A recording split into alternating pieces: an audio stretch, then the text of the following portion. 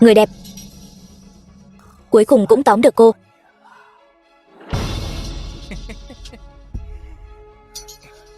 Ông làm gì vậy? Ông không sợ chồng tôi dạy dỗ ông sao? Hoác tổng nói rồi, không có quan hệ gì với cô. Không phải như vậy. Không phải như vậy. Cô lừa tôi thì phải trả giá chút chứ.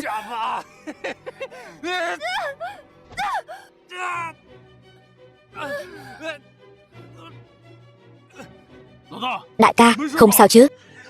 Còn ngây ra đó làm gì? Mau đuổi theo cho tôi. Hoác tổng, tôi cầu xin anh tha cho tôi, không dám tham ô sổ sách công ty nữa. Cút. Hoác tổng. Hoác tổng.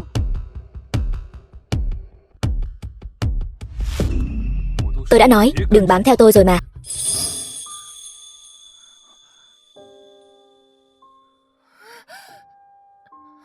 Linda.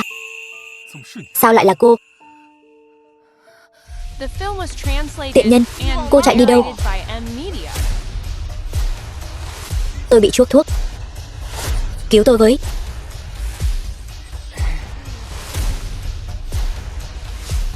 Hoác tổng, không ngờ lại gặp ngài ở đây.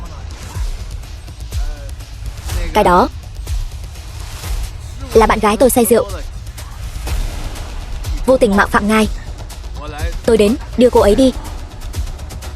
Linda, mau tới đây. Tôi là Viễn An đây. Bạn gái.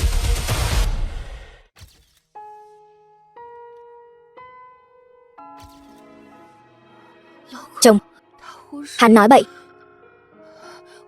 Tôi không phải. Cút. Hoác tổng, ngài đây là... Cô ấy có phải bạn gái anh không? Anh tự biết rõ. Cô thuộc giống chó sao? Tôi nóng quá. Đưa tôi đi.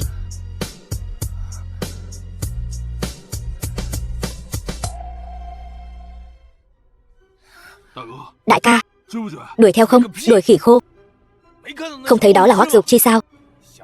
Muốn xanh cỏ thì đừng lôi tôi vào. Vịt đến miệng rồi lại bay mất.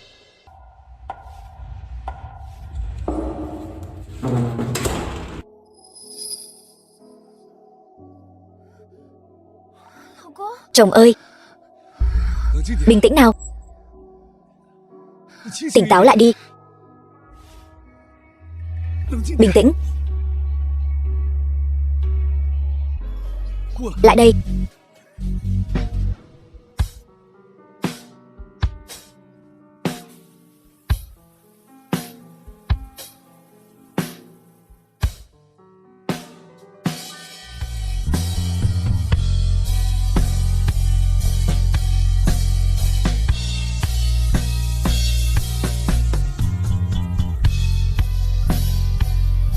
Tỉnh chưa?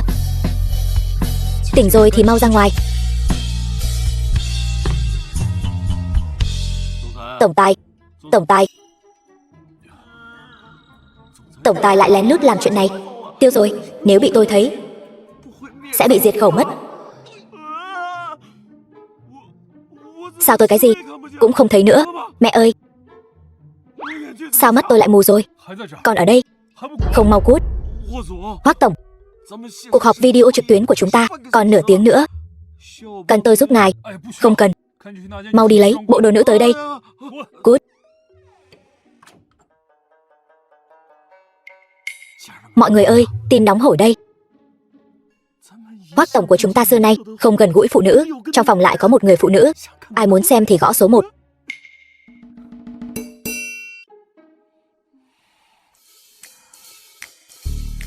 Chồng ơi,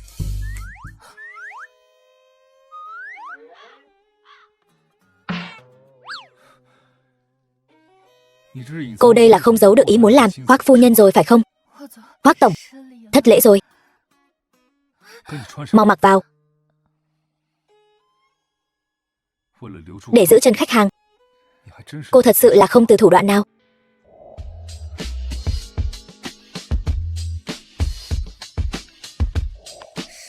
Thời Mộc ơi Thời Mộc, dù mày có mong muốn anh ấy là chồng mày cũng không thể cưỡng hôn anh ấy. Mày đã làm những gì vậy hả? Hoác tổng, chuyện hôm qua là tôi sai. Tôi nguyện bồi thường tổn thất tinh thần của anh. Bồi thường? Cô nghĩ tôi thiếu tiền sao? Cố ý nói như vậy là muốn gây sự chú ý của tôi sao? Tiếc thật, diễn xuất của cô quá vụng về. Dù cô có tốn bao nhiêu tâm tư muốn tiếp cận tôi cũng sẽ không để mắt đến cô. Anh không để mắt tới tôi là đúng rồi. Dù sao thì tôi cũng là người có lỗi trước. Nếu được, tôi nguyện bồi thường cho anh ở chỗ khác. Chỗ khác? Cô cũng chỉ có chút thủ đoạn này thôi.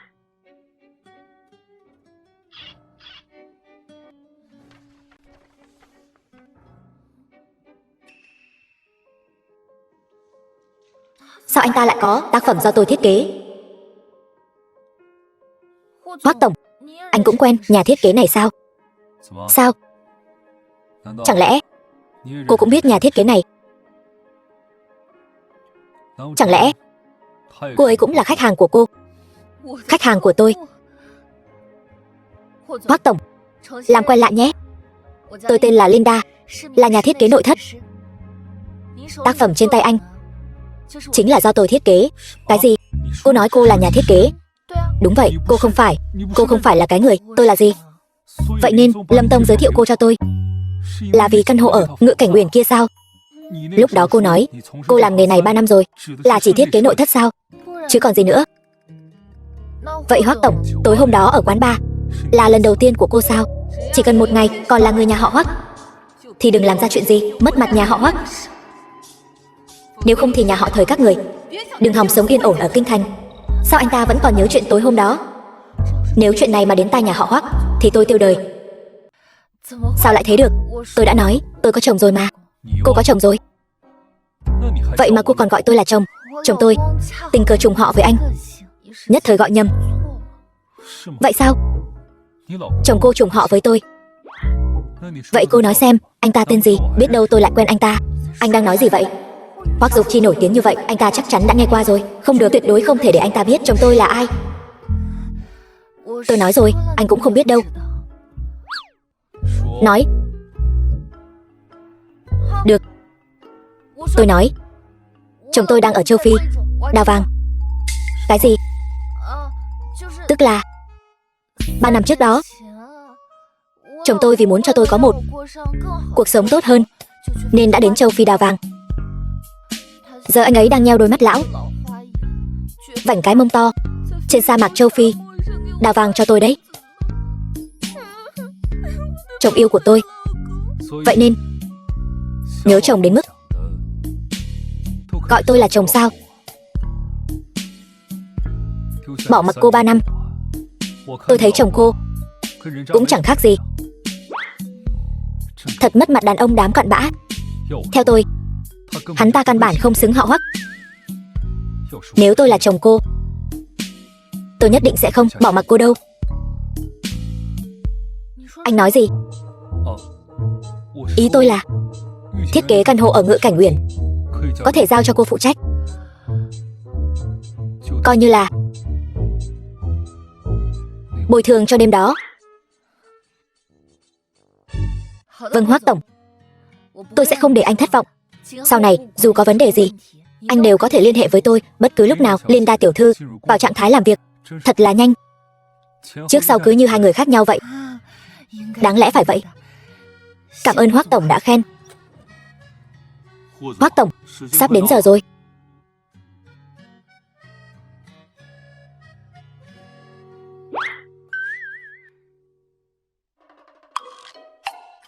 Hoắc tổng, ngài và cô ấy có phải là... Thêm một câu nữa thôi, tôi sẽ cho cậu đi theo cái tên họ Hoắc đó đến châu Phi đào vàng. Cuối cùng cũng qua được chuyện này. Mai đến Ngự Cảnh Uyển, nhanh chóng ký vào đơn ly hôn cho tôi, nếu không tự gánh lấy hậu quả. Điều gì đến cũng sẽ đến. Ngự Cảnh Uyển, Ngự Cảnh Uyển, không thể nào. Chắc chắn chỉ là trùng tên thôi. Thời Mộc, sao cô lại ở đây, lại đến dây dưa với Dục Chi? Dục Chi? Hoắc Dục Chi sao? Ý bà là căn nhà này là của Hoắc Dục Chi, của chồng tôi. Chồng cô là sao? Hai người sắp ly hôn rồi. Tôi cảnh cáo cô, đừng mượn danh Hoắc gia chúng tôi mà ra ngoài lừa bịp. Nói, hôm nay đến đây, rốt cuộc là có mục đích gì? Thì ra Hoắc tổng chính là Hoắc Dục Chi, anh ta chính là người muốn ly hôn với tôi. Nếu cô còn không nói, tôi sẽ cho người đuổi cô ra ngoài. Khương phu nhân, bà hiểu lầm rồi. Tôi đến để ký vào đơn ly hôn, tốt nhất là vậy. Thời Mộc, với gia cảnh của cô, với nhan sắc của cô, cho dù có 8 kiếp cũng không xứng với Dục Chi nhà tôi. Ký xong rồi thì cút nhanh đi. Thời Mộc, mày đúng là ngu ngốc, giờ mới nhận ra. Vậy mà còn coi anh ta là cái đó.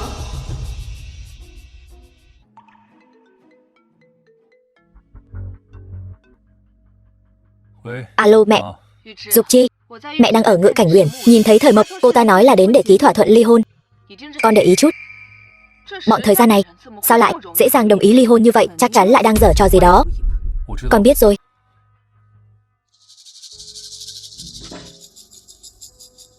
Nhà thiết kế Linda. Đi, đến Ngự Cảnh Uyển, được.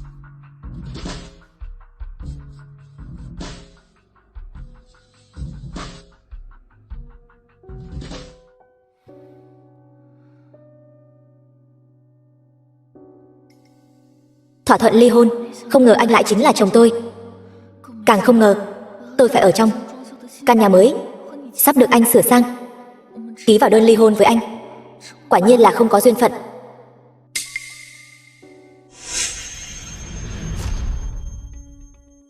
Hoắc Dục Chi, sao anh ta lại đến đây? Không được, nếu để anh ta biết người ngủ với tôi là vợ sắp ly hôn của anh ta, e là còn ghê tởm hơn cả ăn phải ruồi. Không được, tôi phải giữ lại chút tôn nghiêm cuối cùng. Ở đó đợi tôi.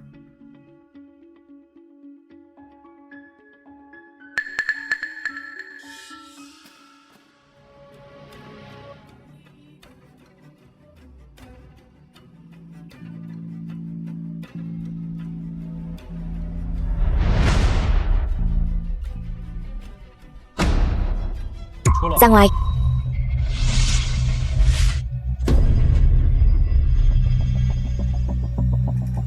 Linda. Hoắc tổng, sao cô lại ở đây? Tôi giải thích đi. Thực ra tôi đến tìm anh. Tìm tôi sao?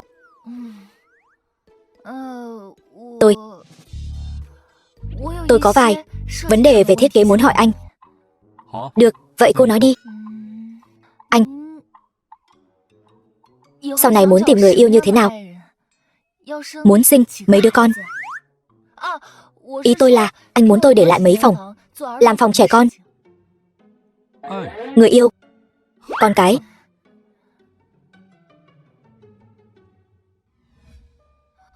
Chồng ơi,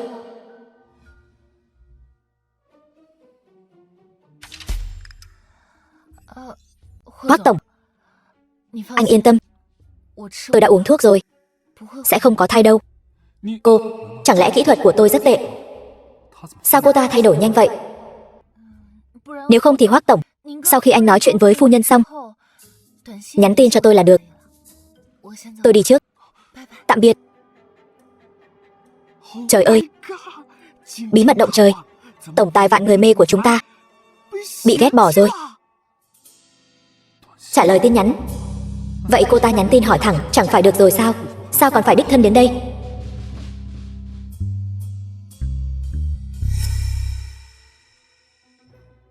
Thời Mộc không đến.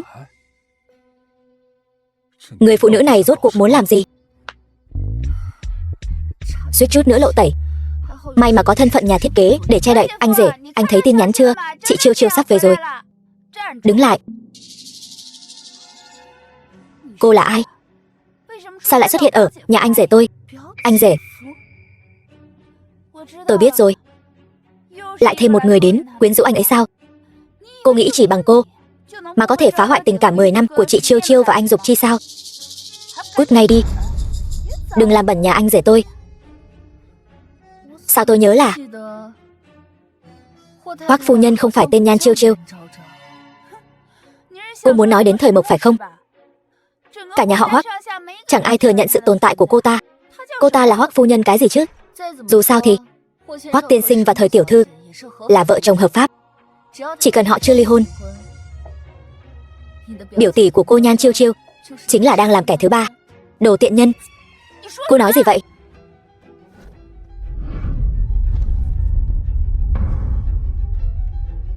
Anh rể, anh nhất định phải làm chủ cho tôi. Hoắc tổng, tôi vừa nghe thấy hết rồi. Linda nói đúng. Dù sao tôi vẫn chưa ly hôn. Sau này đừng gọi tôi là anh rể nữa. Đều tại cô.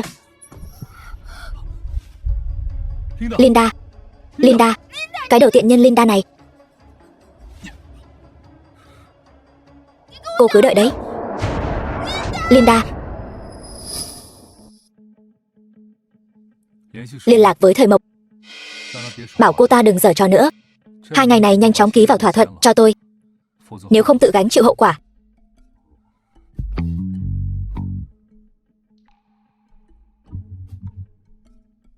Cô bị sốt và ngất xỉu. Là tôi đưa cô đến bệnh viện. Có lẽ là do tối qua bị cảm lạnh. Cảm ơn anh đã đưa tôi đến bệnh viện.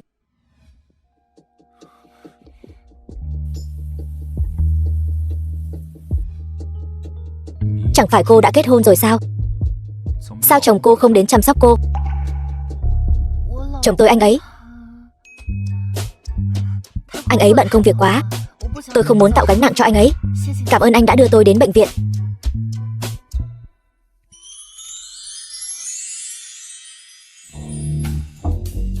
Cả khi cô đang ốm như thế này, cô vẫn không muốn nói với chồng cô sao? Cô thương anh ta đến vậy sao? Chồng tôi, anh ấy công việc khá bận. Bận đến mức cô sắp ngất xỉu rồi. Cũng không đến gặp cô một lần. Tôi thấy chồng cô không chỉ là kẻ ăn bám, mà còn là một thằng cặn bã. Thằng cặn bã. Cả người phụ nữ của mình cũng không bảo vệ được, mà còn cần người đàn ông khác đưa cô đến bệnh viện. Chẳng phải là cặn bã sao? Chồng tôi anh ấy, cô còn muốn nói đỡ cho anh ta sao? Anh nói đúng. Anh ta quả thực là thằng cặn bã. Tuy nhiên, đây là chuyện nhà tôi, không cần Hoắc tổng phải bận tâm. Cô nghĩ tôi muốn quản sao?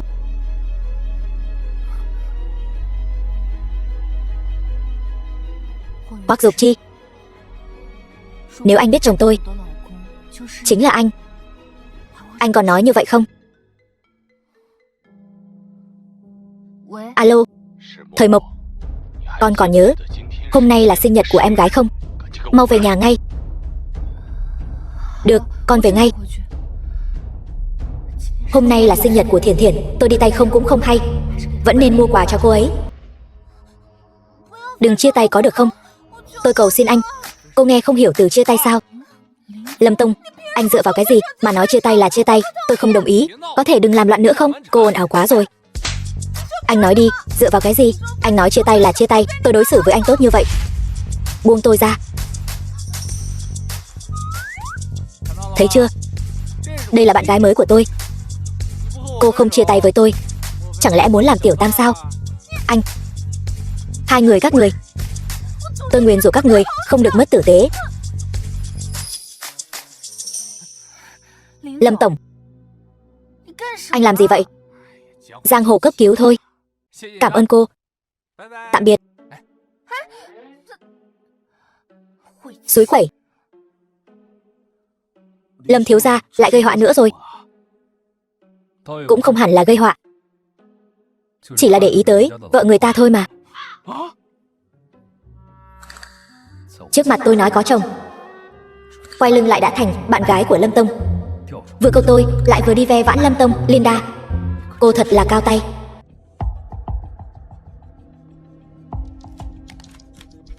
Chị, cuối cùng chị cũng đã về rồi. Chị xem, cơm canh và bánh ngọt đều chưa động đến, đều đợi chị về. Thiển Thiển, đây là quà tôi mua cho em. Mộc Mộc, không phải đã nói rồi sao? Thiển Thiển đối xử tốt với con, ba đều nhìn thấy cả. Còn con thì sao? Sinh nhật Thiển Thiển con cũng không về. Hôm nay con bận việc gì vậy? Ba, Chiều nay con có hẹn với Hoắc Dục Chi, ký thỏa thuận ly hôn với anh ấy. Cái gì? Ly hôn? Mộc Mộc, bây giờ đang là lúc công ty gọi vốn, giai đoạn quan trọng. Sao con có thể giấu gia đình đi, ly hôn với Hoắc Dục Chi chứ? Ba, nếu nhà họ Thời chúng ta phải dựa dẫm vào nhà họ Hoắc mới sống được, thì công ty này thà đóng cửa còn hơn. Con... Ba ơi, nếu con về đây mà cảm thấy không vui thì đừng về nữa. Ba con mấy hôm nay vì chuyện công ty, mấy đêm rồi không ngủ được. Con nhất định phải chọc tức ông ấy, con mới vui lòng sao? Ba, con xin lỗi. Thời Mộc, Hoắc Dục Chi là nhân vật tầm cỡ nào chứ? Con có thể gả cho anh ta là phúc phận tu 8 đời của con đấy. Thật không biết con còn ở đây làm bộ làm tịch cái gì nữa. Mộc Mộc, con có thể hiểu chuyện một chút không? Bây giờ đang là giai đoạn quan trọng của vòng gọi vốn thứ 2 của công ty. Con không thể ly hôn với Hoắc Dục Chi. Coi như ba cầu xin con, đừng ly hôn với Hoắc Dục Chi, được không? Được.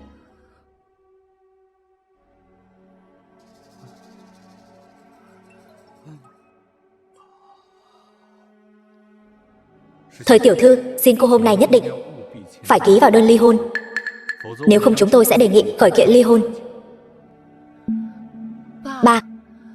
Ba nghỉ ngơi cho khỏe, con hôm khác lại đến thăm ba. Mọi người ăn trước đi.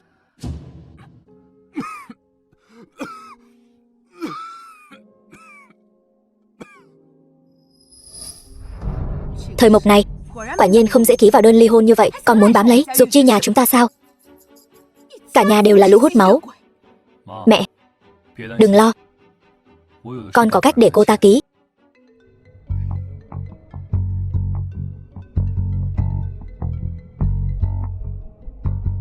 Alo, ông nội. Dục Chi, cháu gặp Mộc Mộc chưa? Đã bàn bạc khi nào sinh cho ông một đứa cháu trai bụ bẫm chưa? Ông nội, ông ở nước ngoài cứ dưỡng bệnh cho tốt là được rồi. Chuyện khác ông không cần nhọc lòng quan tâm đâu. Nghe giọng con không muốn. Ông tuần sau sẽ trở về. Nếu để ông phát hiện Mộc Mộc bị ức hiếp, xem ông xử lý con thế nào. Ba tuần sau sẽ trở về sao? Làm sao? Chẳng lẽ con còn muốn ba ở bệnh viện này cả đời sao? Thôi không nói nữa, chuyện này cứ quyết định vậy đi. Ba, chắc chắn là con tiện nhân này tìm ông nội con mách lẻo rồi.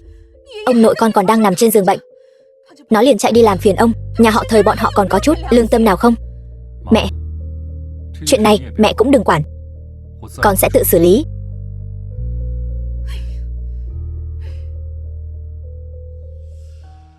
Hoắc tổng, lão gia tử đã về rồi, vậy hôn sự còn ly hôn không? Tạm thời không cần nữa. Bảo luật sư soạn một hợp đồng mới, là chỉ cần cô ấy và tôi trước mặt lão gia tử diễn một màn kịch ân ái, tôi có thể giúp nhà họ Thời. Biểu ca, có chuyện gì vậy? Ủ rũ mặt mày thế. Hôm nay tôi đặt một phòng ở Nguyệt Sắc, tôi còn đặc biệt tìm cho anh nhà thiết kế xinh đẹp tuyệt trần kia nữa đấy. Cậu nói Linda sao? Đúng vậy, chính là cô ấy. Thấy chưa, đây là bạn gái mới của tôi. Xem ra cậu với cô ấy quan hệ không tệ nhỉ? Đó là đương nhiên, tôi với cô ấy rất thân thiết. Dạo này thấy cậu rảnh rỗi quá nhỉ? Còn có thời gian lén lút với phụ nữ. Mau nộp điện thoại cho tôi, đừng mà, lập tức đi châu Phi công tác đi, nhanh lên. Đưa đây. Linda, tôi muốn cho cô xem cô còn có thể dây dưa với Lâm Tông ở châu Phi hay không.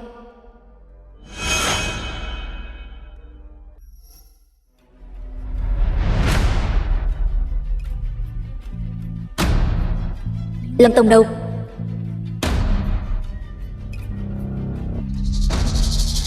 Linda tiểu thư, vội vàng như vậy là định đi đâu vậy? Tiêu tiểu thư, là Lâm tổng gọi tôi đến. Nếu anh ấy không có ở đây, vậy tôi đi trước. Lâm Tông bảo cô đến, không thể nào. Gu của tên này khi tán gái Khi nào lại kém cỏi đến vậy? Vị tiểu thư này, tôi nghĩ cô hiểu lầm rồi. Tôi và Lâm tổng chỉ là bạn bè. Bạn bè? Với thân phận như chúng tôi, sao có thể so sánh ngang bằng với loại người hạ đẳng như cô chứ? Theo tôi thấy, hôm nay cô đến đây là để trao hàng bản thân, muốn bám lấy một đại gia, rồi một bước lên trời, đúng không? Hóa ra là Đát Kỷ sao? Lại là đứa đi bán thân. Cô bán bao nhiêu tiền vậy? Ra giá đi, cho chúng tôi nghe thử xem. Tiêu Nguyệt, tôi là nhà thiết kế, không phải là gái bán hoa trong quán bar. Bất kể cô đến đây bán thiết kế của cô, hay là đến bán mình, hôm nay ta cho ngươi cơ hội này. Đi. Một hơi uống cạn chén rượu này, để bọn ta xem thành ý của ngươi nào. Uống nó đi. Uống nó đi. Nhanh uống đi. Sao, ngươi không muốn? Ngồi đây toàn là các thiếu gia tiểu thư danh giá trốn kinh thành. Nếu ngươi uống cạn chén rượu này, chúng ta sẽ nhận ngươi là bạn bè. Ngươi dám không uống, đó chính là không nể mặt bọn ta, cũng không xem lại bản thân mình là loại gì.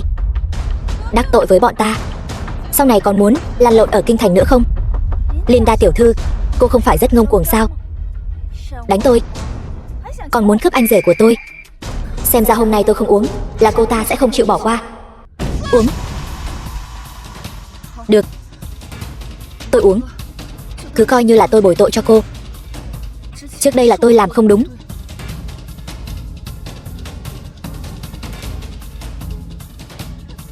Thế này mới đúng chứ. Cuối cùng cũng uống rồi. Chúng ta vẫn là bạn tốt. Cô nghĩ bồi tội cho tôi, uống chút này là đủ rồi sao? Tôi bảo cô uống. Uống. Cô không phải giả vờ cao thượng sao? Uống đi, mau uống đi, uống đi. Giỏi giả vờ thật đấy. Nhanh uống đi. Tiêu tiểu thư, nếu như bạn của Lâm tổng lại không tôn trọng tôi như vậy, vậy tôi đi trước. Còn muốn chạy? Muốn đi đâu? Lần này xem còn ai cứu được cô.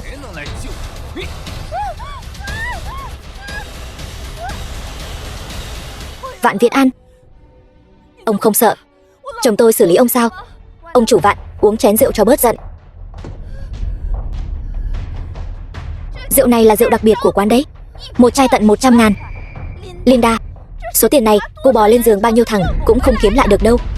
Cô đúng là không biết điều, không biết tốt xấu. Cô ta không phải giả vờ thanh cao, không chịu hầu hạ anh sao? Bây giờ cho cô ta trước mặt mọi người cởi từng món một ra, chụp ảnh lại rồi đăng lên mạng, xem sau này cô ta còn dám gặp ai nữa không.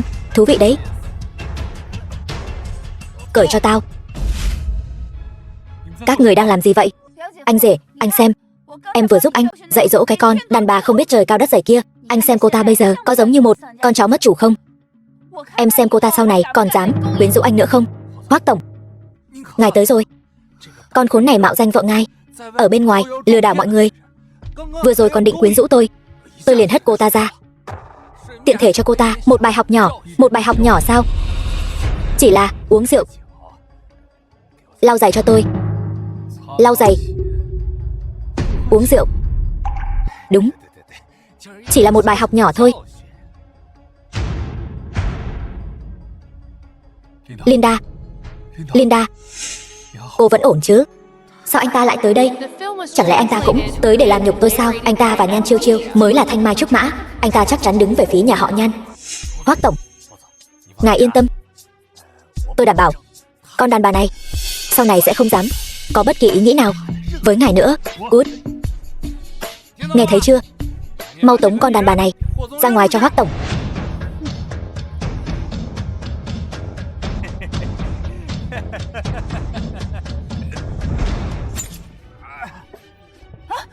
Tôi nói anh đấy,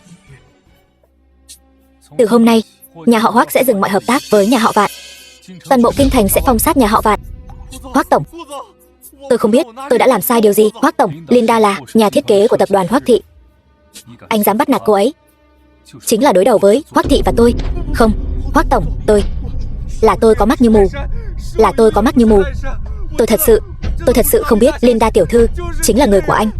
Xin anh, tha cho nhà họ Vạn chúng tôi. Hoắc tổng, tôi sai rồi. Cút. Hoắc tổng. Tiêu Nguyệt tiểu thư. Tiêu Nguyệt tiểu thư, cứu tôi. Anh rể, sao anh lại bênh vực con đàn bà Linda này chứ? Tiêu Nguyệt, hôm nay tôi nể mặt Nhan Chiêu Chiêu, tha cho cô một lần. Nếu còn có lần sau, nhà họ Nhan cũng giống như nhà họ Vạn. Cái gì?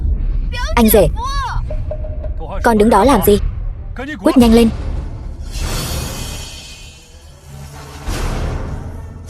Linda, Linda, tỉnh dậy đi.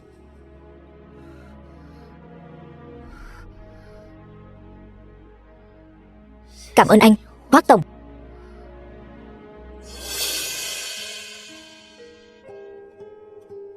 Sao? Thấy tôi không phải Lâm Tông nên mới tránh tôi như vậy sao? Tôi và Lâm tổng không có gì cả. Linda tiểu thư, cô cứ thích tìm đàn ông trong đống rác rưởi thế. Lấy chồng lại là tên ăn bám, tìm bạn trai. Lâm Tông căn bản không thể bảo vệ cô được. Lâm tổng không phải bạn trai tôi. Cái gì? Ý anh là chiều nay sao? Là Lâm tổng nhờ tôi giả làm bạn gái để giúp anh ấy thoát khỏi tình huống khó xử. Giả sao? Ý cô là Lâm Tông không phải bạn trai cô. Ba con bệnh tình lại nặng thêm. Con và Hoắc Dục Chi nhất định đừng ly hôn, kích động ông ấy. Hoắc Dục Chi vừa mới cứu tôi. Có lẽ anh ấy đối với tôi vẫn còn một chút tình cảm. Nếu bây giờ nói rõ mọi chuyện, có lẽ anh ấy sẽ đồng ý không ly hôn vội. Hoắc tổng, tôi có một chuyện quan trọng muốn nói với anh. Chuyện gì? Thật ra tôi là...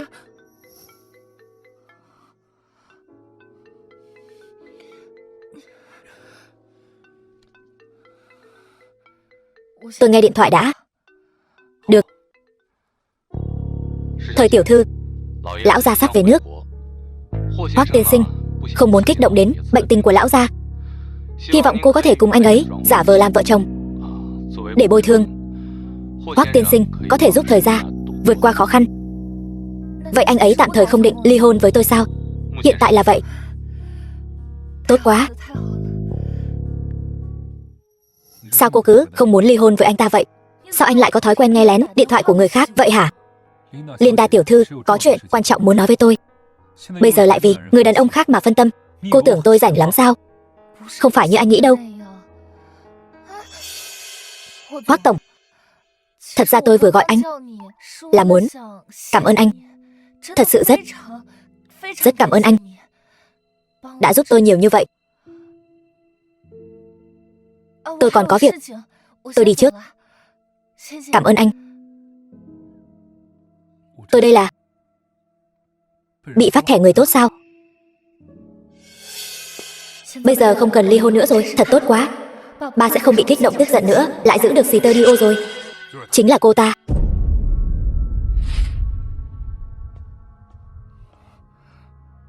Đừng động đậy, mỹ nhân nhỏ. Cô làm chúng tôi mất công tìm kiếm quá. Các người muốn làm gì? Buông ra. Bằng xương bằng thịt còn đẹp hơn ảnh nhiều. Tối nay chúng ta có thể chơi đùa vui vẻ. Đừng sợ, lát nữa mấy anh sẽ cho em sướng thôi. Cút.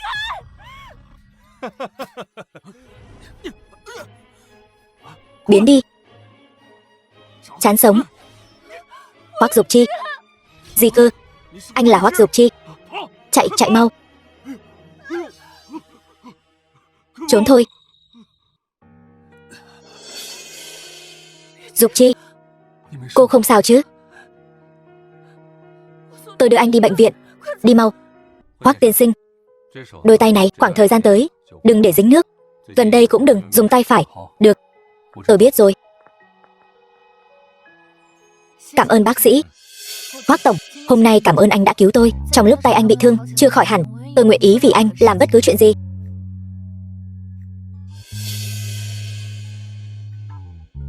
Bất cứ chuyện gì sao? Ý tôi là tay nghề nấu ăn của tôi cũng không tệ lắm. Nếu anh không chê, tôi có thể giúp anh mang cơm đến. Hơn nữa, tay phải của anh có bất kỳ chỗ nào không tiện tôi sẽ có mặt ngay khi được gọi. Linda, cô đối xử với đàn ông khác như vậy, chồng cô không ghen sao? Chồng tôi, anh ấy rất tin tưởng tôi. Thằng chồng cặn bã của cô sắp bỏ cô rồi. Cô còn tự lừa dối mình ở đây. Thằng chồng cặn bã của tôi sao? Thôi được rồi, chuyện riêng của cô tôi không muốn quan tâm. Mỗi tối 7 giờ mang cơm cho tôi. Chuyện này không làm khó cô chứ? Không vấn đề gì, anh chồng cặn bã.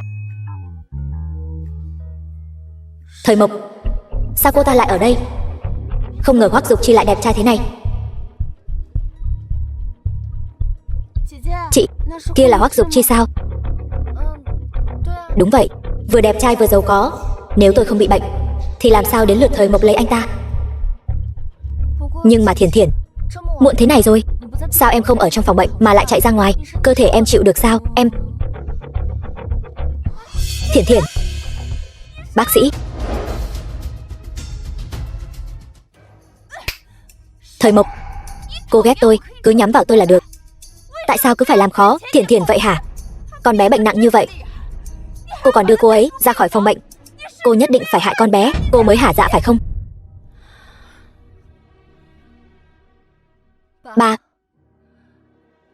Ba cũng nghĩ là con hại Thời Thiển Thiển sao? Mộc Mộc, con làm vậy thật sự không đúng. Con mau xin lỗi mẹ con đi. Xin lỗi? Tại sao con phải xin lỗi bà ta? Rõ ràng là Thời Thiển Thiển tự cô ta chạy ra ngoài, ngất xỉu. Ba không hỏi gì cả, đã đổ hết lên đầu con. Ba có phải quên rồi không? Con cũng là con gái của ba.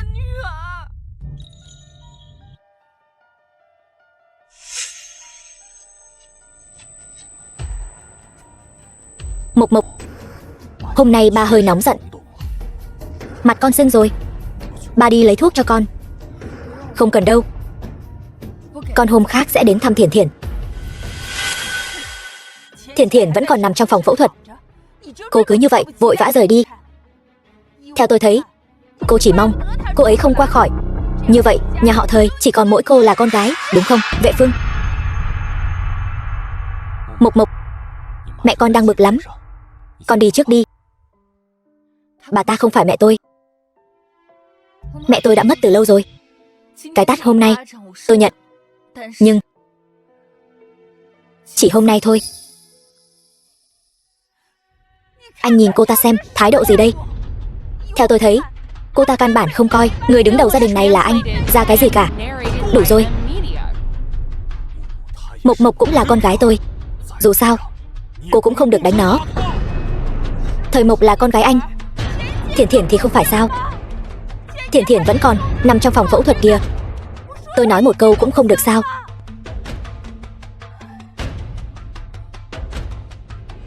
Thời Khiêm vẫn banh vực Thời Mộc. Không được, tôi phải tính toán sớm. Không thể để con nhỏ đó được chia tài sản.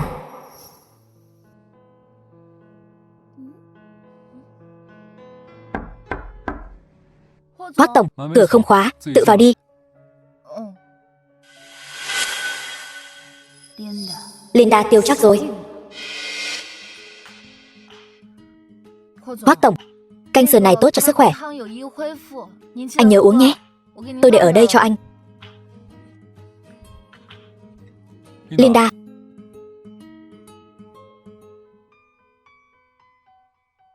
mặt cô sao vậy? Tôi vô ý đụng chúng thôi. Nói thật với tôi, có phải chồng cô đối xử không tốt với cô không? Tại sao anh ta lại hỏi như vậy? Chẳng lẽ anh ta nghi ngờ thân phận của tôi? Chồng tôi đối xử với tôi rất tốt. Chúng tôi rất yêu nhau. Vẫn còn nói dối. Anh ta đã động tay lên cô rồi. Cô vẫn không đồng ý ly hôn với anh ta. Chẳng lẽ cô yêu anh ta đến vậy? Hoắc tổng, tôi có yêu anh ta hay không thì có liên quan gì đến anh? Không được đi. Dục Chi,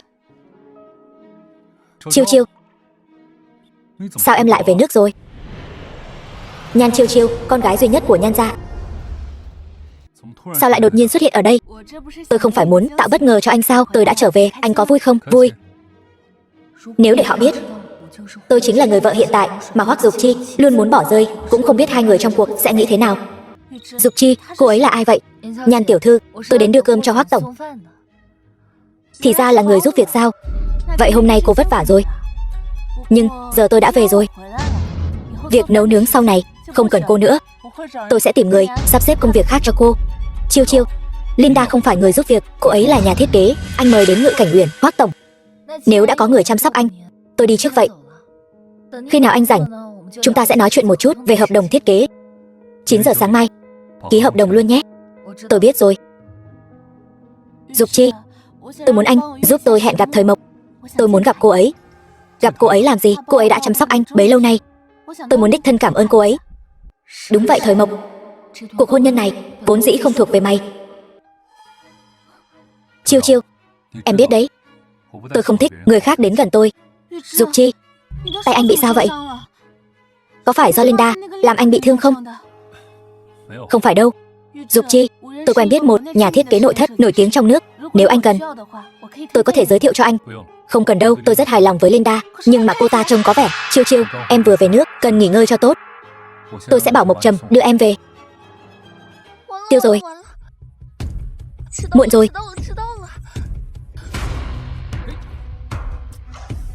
Mắt để đâu thế?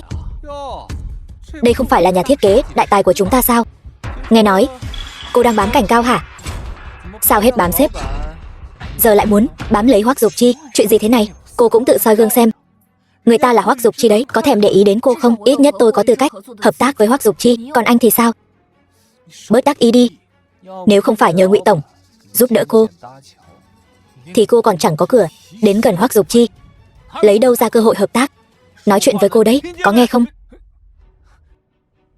Linda, cô đúng là đồ tiện nhân. Vừa ve vãn Hoắc tổng, vừa dẫn tên đàn ông này đến công ty. Cô còn biết xấu hổ không? Trần Kỳ, anh im miệng. Tại sao tôi phải nghe lời cô? Còn anh nữa, đồ trai bao. Nhân lúc bảo vệ công ty chưa đến, cút ra ngoài ngay. Nghe thấy chưa? Tôi muốn xem anh làm thế nào mà đuổi tôi được. Tôi là giám đốc thiết kế của công ty này. Tôi muốn ai cút thì kẻ đó phải cút. Bảo vệ, tống cổ hắn ta ra ngoài cho tôi. Có chuyện gì vậy? Hoắc tổng, sao ngài lại đích thân đến ký hợp đồng vậy? Cái gì? Anh ta là Hoắc tổng sao? Nhà thiết kế của các người uy phong thật đấy. Tôi thấy mình không xứng hợp tác với các người nữa. Không, ngài có thể hợp tác với chúng tôi, đó là phúc phận của chúng tôi. Chuyện gì vậy? Mau xin lỗi đi, Hoắc tổng. Là tôi có mắt như mù. Tôi thật sự không nhận ra ngài chính là Hoắc tổng. Xin ngài bề trên đại lượng đừng chấp nhặt với tôi. Hoắc tổng, ngài hãy tha cho tôi. Xin lỗi. Sáng nay tôi đã đến muộn. Bây giờ nếu lại vì chuyện này làm hỏng việc hợp tác thì thật là mất nhiều hơn được. Hoắc tổng, chuyện hôm nay là công ty chúng tôi chưa suy xét chu toàn. Như vậy đi, tôi mời anh ăn cơm để tạ lỗi với anh. Địa điểm anh chọn, anh thấy được không? Người phụ nữ này bị ngốc sao? Tôi đang giúp cô ta còn muốn tạ lỗi với tôi. Nếu anh không hài lòng thì anh muốn chúng tôi bồi thường như thế nào? Sao mà cô thích đứng ra chịu tội thay người khác vậy? Anh ta dù sao cũng là người của công ty chúng tôi. Vậy thì để anh ta cút đi. Sao? Không làm được. Đây đáng lẽ là việc trong phạm vi năng lực của các người chứ. Đương nhiên. Trần Kỳ, cậu bị sa thải rồi. Hoắc tổng, Ngụy tổng, thôi được rồi, cút.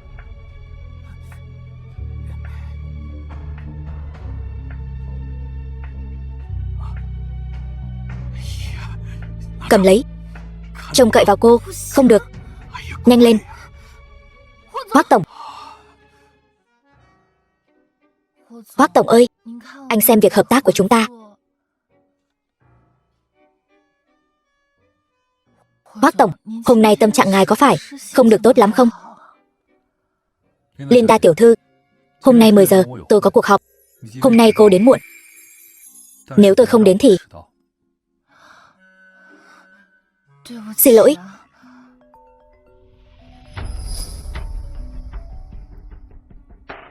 Alo mẹ.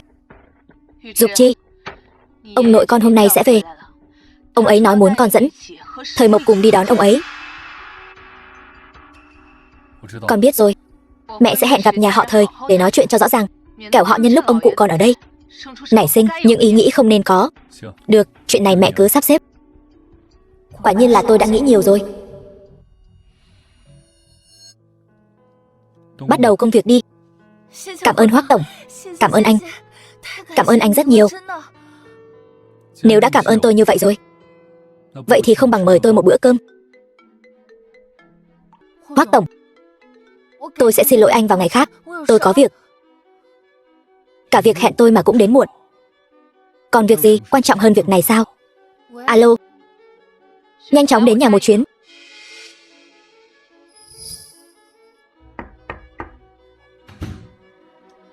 Khương phu nhân. Ba, mọi người sao lại ở đây?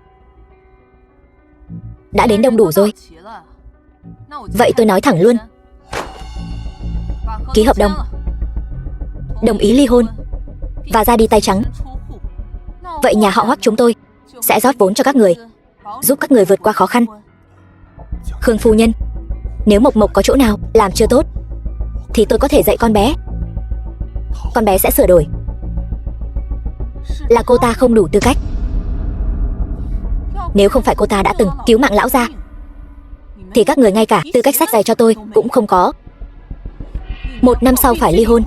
Đàn bà nhà họ Thời không có tư cách sinh con cho Dục Chi. Khương phu nhân, tôi và Hoắc Dục Chi kết hôn 3 năm. Tôi chưa từng dây dưa với anh ấy.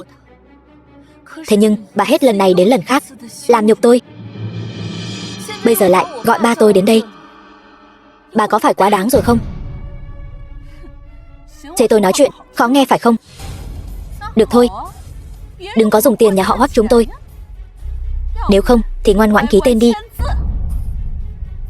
Ký xong thì cút xéo. Đúng rồi, lão gia tối nay đến. Bảo cô và Dục Chi ra đón. Lúc đó cái gì nên nói, cái gì không nên nói, phải biết điều một chút. Khương phu nhân. Khương phu nhân.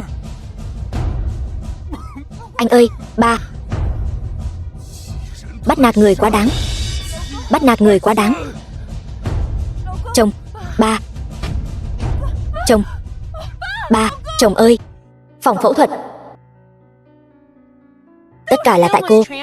Nếu không phải tại cô không giữ được Hoắc Dục Chi thì Khương Diễm sao có thể làm nhục tôi và ba cô như vậy. Ba cô thành ra như bây giờ, tất cả là tại cô. A là người nhà bệnh nhân. Tôi. Đi theo tôi.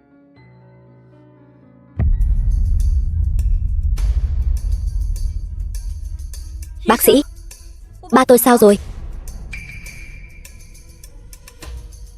Ba cô hiện tại ung thư phổi giai đoạn cuối, đã không còn cần thiết phải phẫu thuật nữa.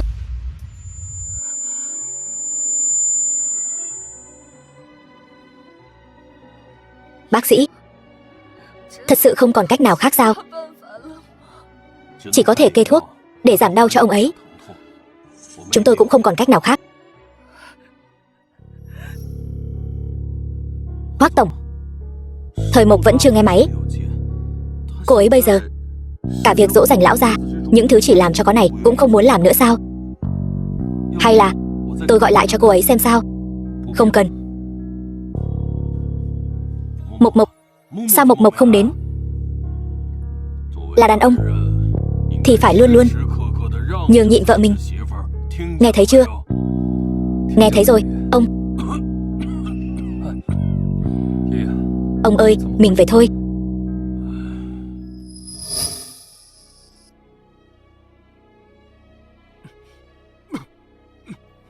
Chồng ơi, anh tỉnh rồi.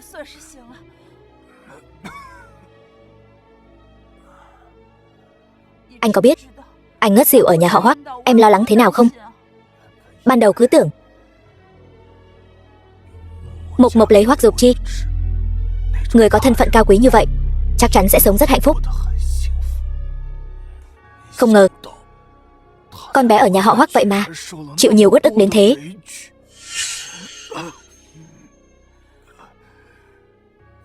Vệ Phương, có phải anh sai rồi không? Chồng, chàng đối với con bé đã đủ tốt rồi. Là vấn đề của chính con bé. Giá như con bé có chút khí phách Phủ họ Hoắc nào dám đối xử với chúng ta như vậy? Vệ Phương, ta muốn bàn với nàng một việc. Ta muốn đem 30% cổ phần công ty chuyển cho Mộc Mộc. Chàng nói gì cơ? 30%? Thời gian được rót vốn đều nhờ Mộc Mộc cả. Những điều này là con bé xứng đáng được nhận. Cho một cái là cho 30%. Ta cũng chỉ mới có 10%. Thời Khiêm, nếu chàng đã thiên vị đến thế này thì đừng trách ta. Nhẫn tâm.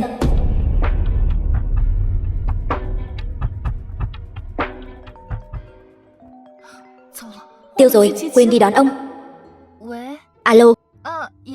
Gia Gia, phụ thân hôm nay đột nhiên ngất xỉu. Con đưa ông ấy đến bệnh viện rồi, nên quên mất việc đón ông. Mộc Mộc, phụ thân con sao lại nhập viện? Bây giờ đỡ hơn chưa? Sức khỏe Gia Gia vốn đã không tốt. Nói cho ông ấy biết phụ thân bị ung thư phổi thì ông sẽ lo lắng. Gia Gia, phụ thân con không sao rồi. Mai con mang đồ đến tạ lỗi với ông. Được, Gia Gia đợi con. Vừa hay Dục Chi ngày mai cũng ở đó. Vâng, Gia Gia.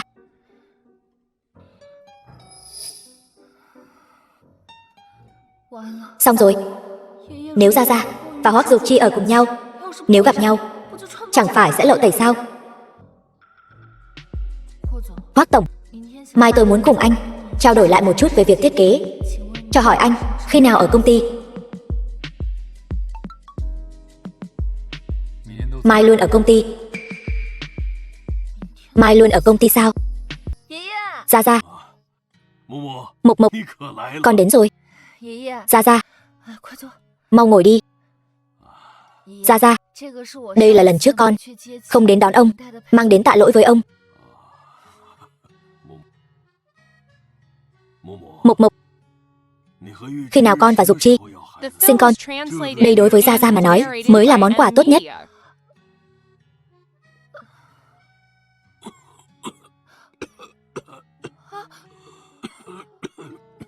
Chúng con sẽ sớm thôi, được không? Tốt.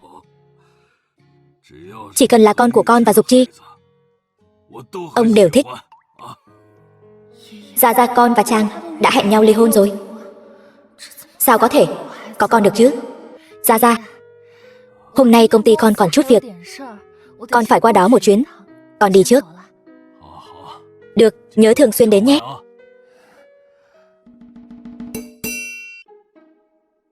Linda, sao Hoắc Dục Chi lại về rồi? Anh ấy không phải nói hôm nay ở công ty sao? Sao cô lại ở đây?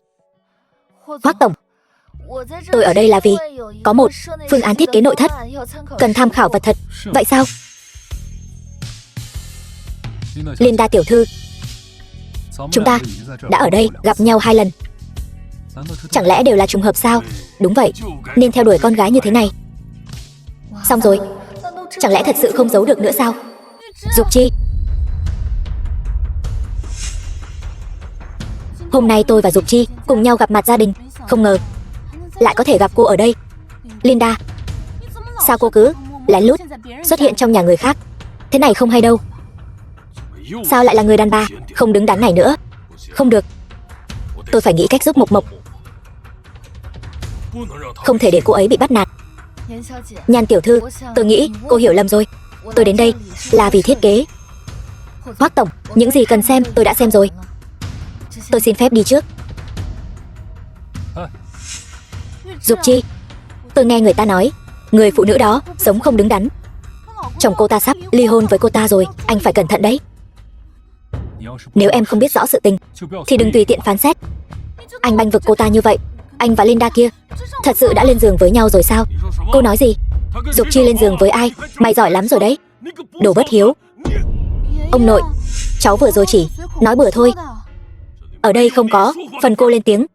Sau này tránh xa Dục Chi nhà chúng tôi ra. Đồ nghịch tử, lại đây cho ông. Chủ tịch, quỳ xuống. Thật không ngờ mày dám ngoại tình. Mày thấy có lỗi với Mộc Mộc không?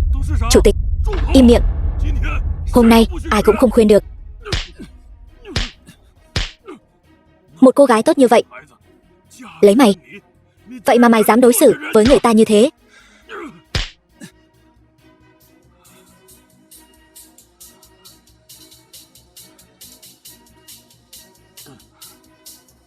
Dục Chi, Mộc Mộc là vợ con phải động phòng với con phải sinh con cho con. Vậy mà con lại vô trách nhiệm như vậy sao? Đừng có trưng cái mặt khó chịu ra. Ông nói cho con biết, mau cắt đứt quan hệ với mấy con đàn bà lăng nhăng kia đi. Nếu không, ông sẽ xử lý hết. Con có tin không? Động phòng. Con cái Thời Mộc, cô cũng bày vẽ lắm chuyện thật. Thời Mộc, vậy mà dám nói bậy trước mặt ông. Xem ra phải dạy cho cô ta một bài học, chặn hết tất cả dự án của Thời gia. Tôi đi làm ngay.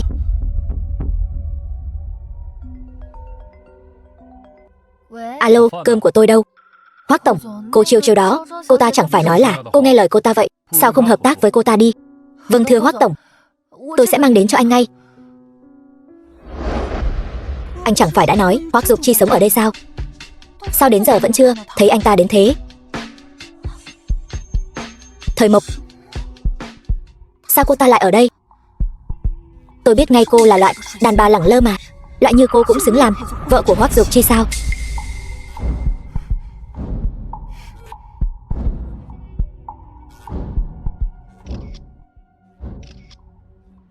Sau này chắc chắn sẽ cần dùng đến.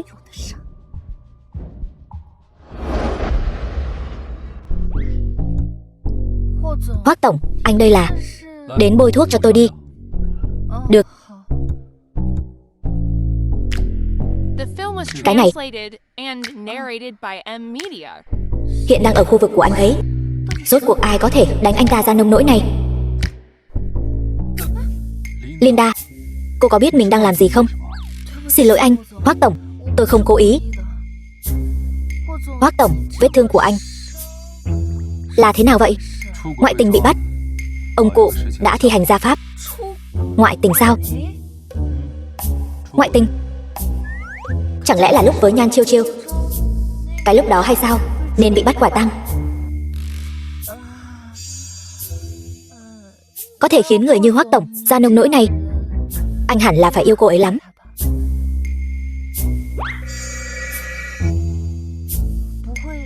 Không phải là tôi đấy chứ? Cô nói xem. Hoắc Dục Chi vì tôi mà bị đánh một trận. Nếu như anh ta biết người mà anh ta ngoại tình chính là người vợ trên danh nghĩa của anh ta là Mộc Mộc trong miệng ông cụ, anh ta có phải sẽ tức điên lên không? Hoắc tổng, tôi không ngờ lại gây ra cho anh rắc rối lớn đến vậy. Nếu không thì như vậy, tối nay tôi không về nữa, ở lại chăm sóc anh.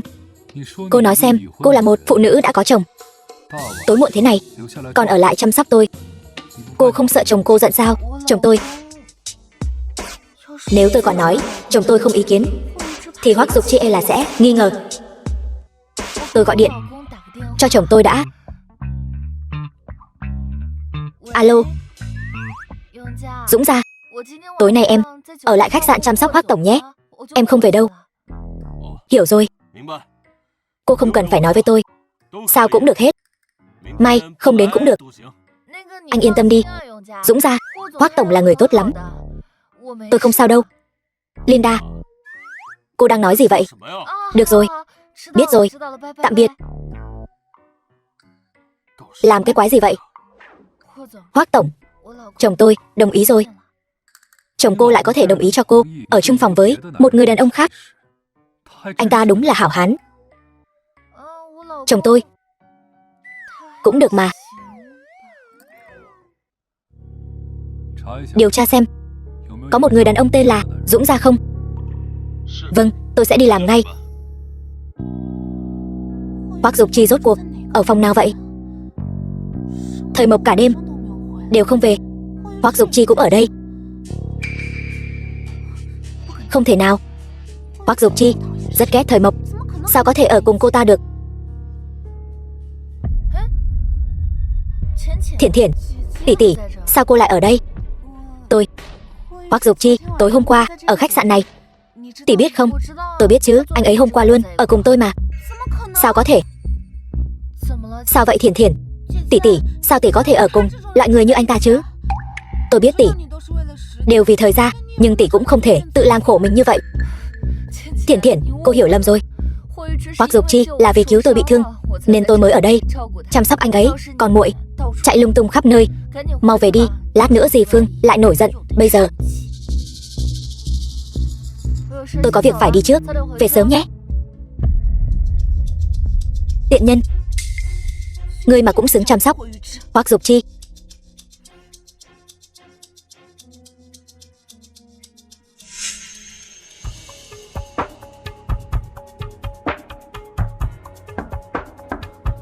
Linda, sáng sớm đã mua. Hoắc tiên sinh, cô là? Hoắc tiên sinh, tôi nghe nói anh bị thương nên muốn đến thăm anh. Tôi không có ý gì khác. Sao cô ta biết tôi bị thương? Cô là người của Thời gia sao? Đúng vậy, nhưng tôi với bọn họ không giống nhau. Bọn họ đều nhòm ngó tài sản của Hoắc gia, chỉ có tôi thật lòng thích anh. Đây chính là điều ông nội nói, Thời Mộc hiểu biết lễ nghĩa, khiêm tốn đa tài. Biến về chỗ của mình đi. Vị trí Hoắc phu nhân phải là của tôi. Sao anh dám đối xử với tôi như vậy? Thời Mộc, cô cứ đợi đấy. Tôi nhất định sẽ giành lại vị trí thuộc về tôi. Người đẹp, quần áo của cô nhìn cái gì, không cần mắt nữa sao? Cút. Xúi quẩy. Hoắc tổng đã điều tra rõ ràng, bên cạnh Linda tiểu thư có một người tên Hán Khanh, tên đầy đủ là Ngụy Dũng Gia. Đây là tài liệu sơ yếu lý lịch Ngụy Dũng Gia. Hoắc tổng, sao anh lại tự mình đến ký hợp đồng vậy? Đây không phải là ông chủ của Linda sao? Vì vậy cô ta bất chấp tất cả hợp tác với tôi chính là để giúp đỡ công ty của chồng cô ta. Đúng rồi, Hoắc tổng, tên Ngụy Dũng Gia này hôm qua còn mở một khách sạn, và chiều nay lại còn ở tập đoàn Hoắc Thị đặt chỗ một nhà hàng dành cho cặp đôi. Đối với loại đàn ông này vẫn còn si mê. Cô ta bị mù rồi sao? Cho tôi địa điểm cụ thể.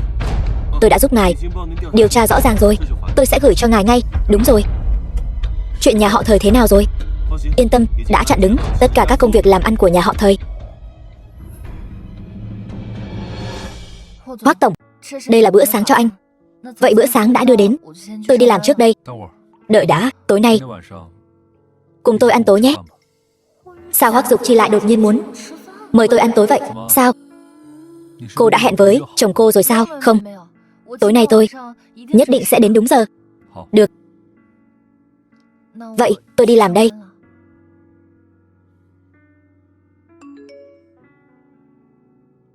Chị, vừa rồi Dục Chi thấy tôi sợ tôi lạnh, còn đặc biệt đưa cho tôi một cái khăn. Tôi không tiện cảm ơn anh ấy. Phiền chị giúp tôi cảm ơn Dục Chi được không?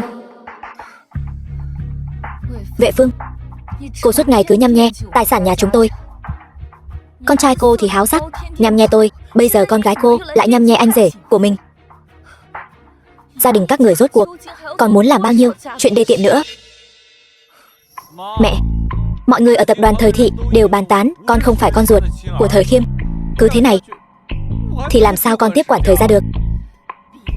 Đừng vội, Thời Khiêm đã ung thư phổi giai đoạn cuối, không còn sống được bao lâu nữa. Đến lúc đó cả công ty chẳng phải đều là của con sao? Nhưng Thời Mộc, sao cô lại đến đây? Em gái, sao em lại đến đây? Nhanh vậy đã nhớ anh rồi sao? Thời Thiển Thiển đâu? Cô tìm Thiển Thiển làm gì? Chị, vừa rồi Dục Chi thấy tôi sợ tôi lạnh, còn đặc biệt đưa cho tôi một cái khăn. Tôi không tiện cảm ơn anh ấy. Phiền chị giúp tôi cảm ơn Dục Chi được không?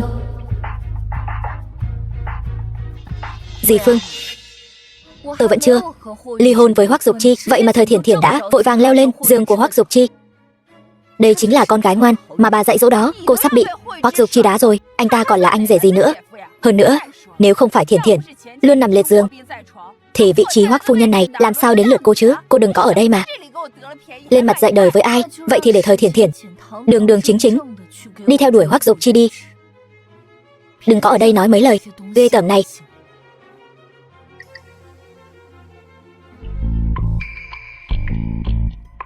Mẹ, đây là Tiểu Huy.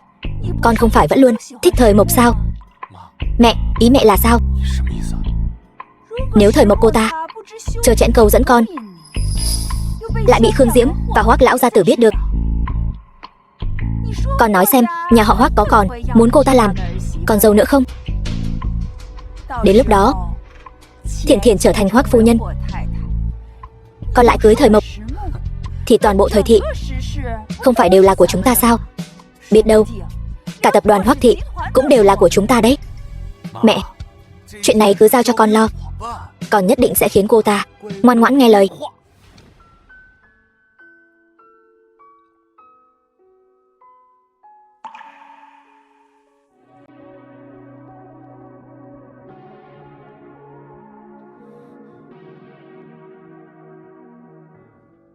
Linda, Hoác tổng, anh có phải không thường xuyên đi ăn cùng người khác phải không? Nhà hàng này thường là tiếp đãi các cặp đôi. Xem ra cô đến đây không ít lần rồi. Thường xuyên cùng chồng đi ăn ở đây phải không?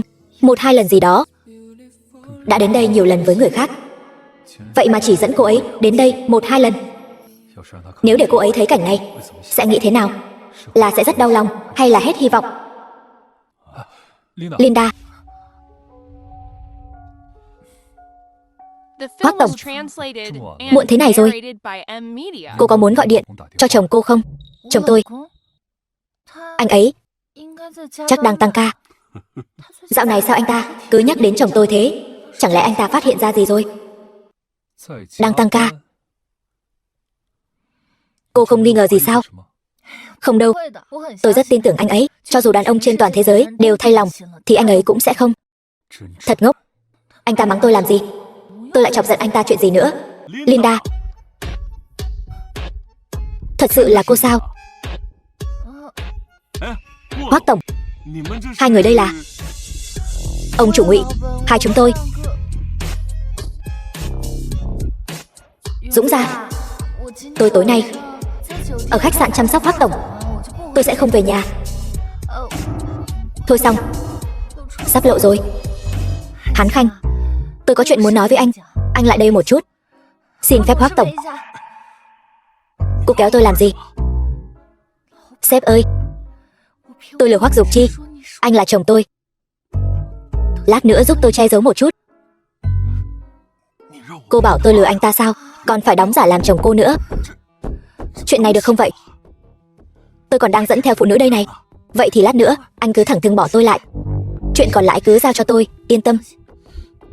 Làm ơn đi mà. Được rồi. Đẩy tôi ra, nhanh lên.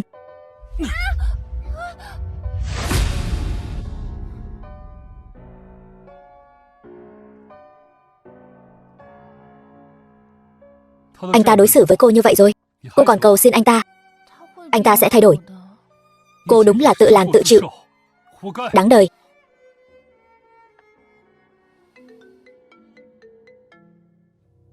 Alo, Thời Mộc, cô lại làm gì nữa rồi? Khiến nhà họ Hoác đột nhiên chặn hết toàn bộ việc làm ăn của nhà họ Thời. Ba cô nghe tin đã ngất xỉu rồi. Cô có phải là chọc tức ba cô mất mạng cô mới vui lòng phải không? Ba tôi làm sao vậy?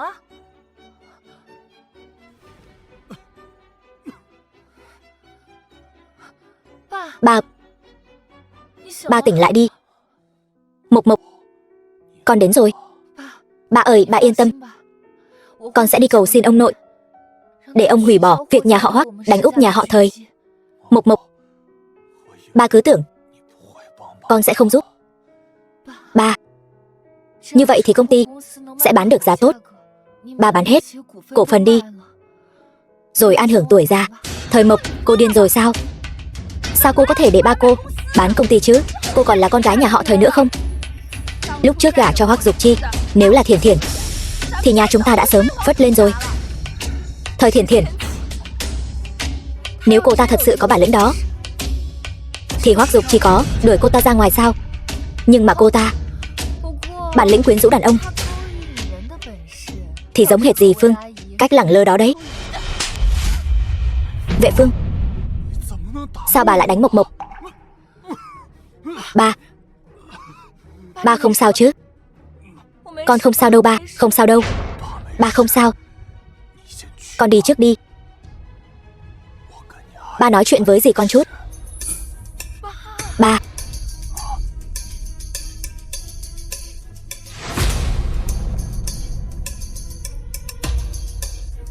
Chồng, Thời Mộc, cô ta rõ ràng là không có ý tốt. Công ty chính là tâm huyết của ông đấy. Tôi định bán công ty đi. Ông nói gì cơ?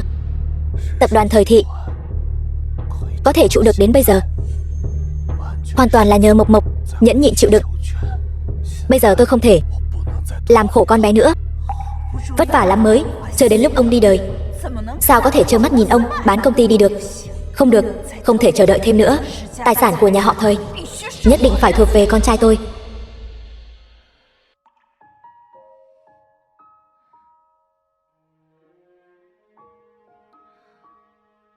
Alo. Ông nội, cháu có chút việc muốn tìm ông. Hôm nay có thể đến đó được không? Được. Mộc Mộc, đây là nhà của cháu mà. Cháu muốn về lúc nào thì về. Ông nội luôn đợi cháu. Vâng ông nội. Vậy hôm nay cháu sẽ đến. Mộc Mộc nói chuyện vẫn còn khách sáo như vậy. Xem ra vẫn chưa tha thứ cho thằng nhóc tối kia này. Quản gia, đi tìm cậu ta về cho tôi. Dục Chi, dạo này thấy cậu hồn vía lên mây. Có phải vì phụ nữ không? Không lẽ là tiểu thư Linda chứ? Cô ấy đã kết hôn rồi, không phải chứ?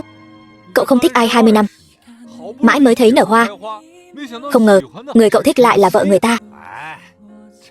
Cái này cậu không hiểu rồi. Tôi nói cho cậu biết, anh tôi là ăn quen sơn hào hải vị rồi, thỉnh thoảng phải đổi khẩu vị.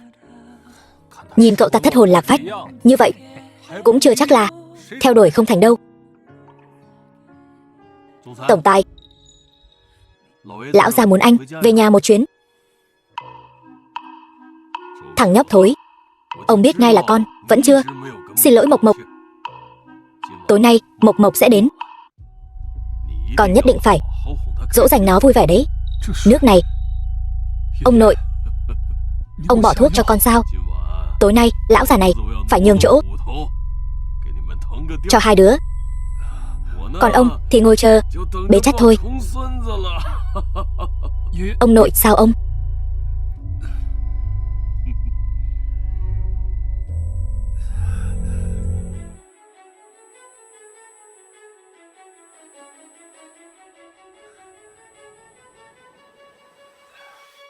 Alo, Linda,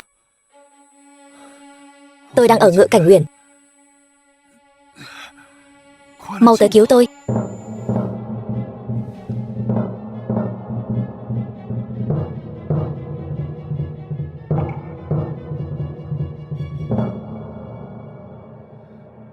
Hoắc tổng,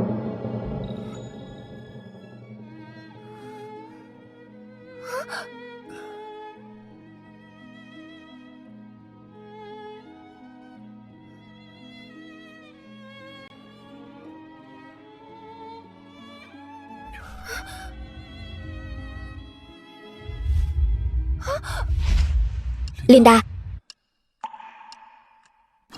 đừng đi.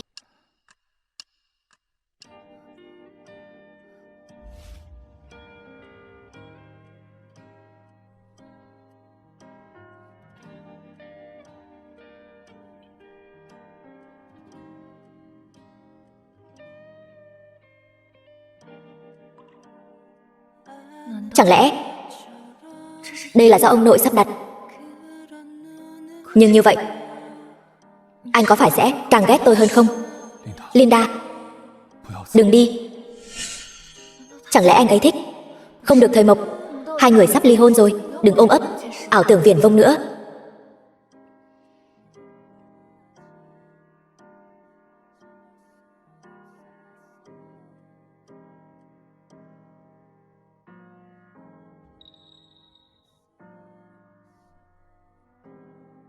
Đừng đi. Linda, tôi khó chịu quá.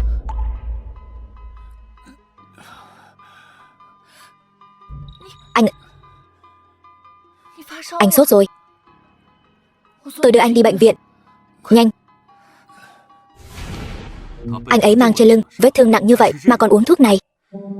Mấy người trẻ các cô muốn tìm chút kích thích thì được, nhưng cũng đừng chơi quá trớn. Không phải, bác sĩ hiểu lầm rồi. Chuyện này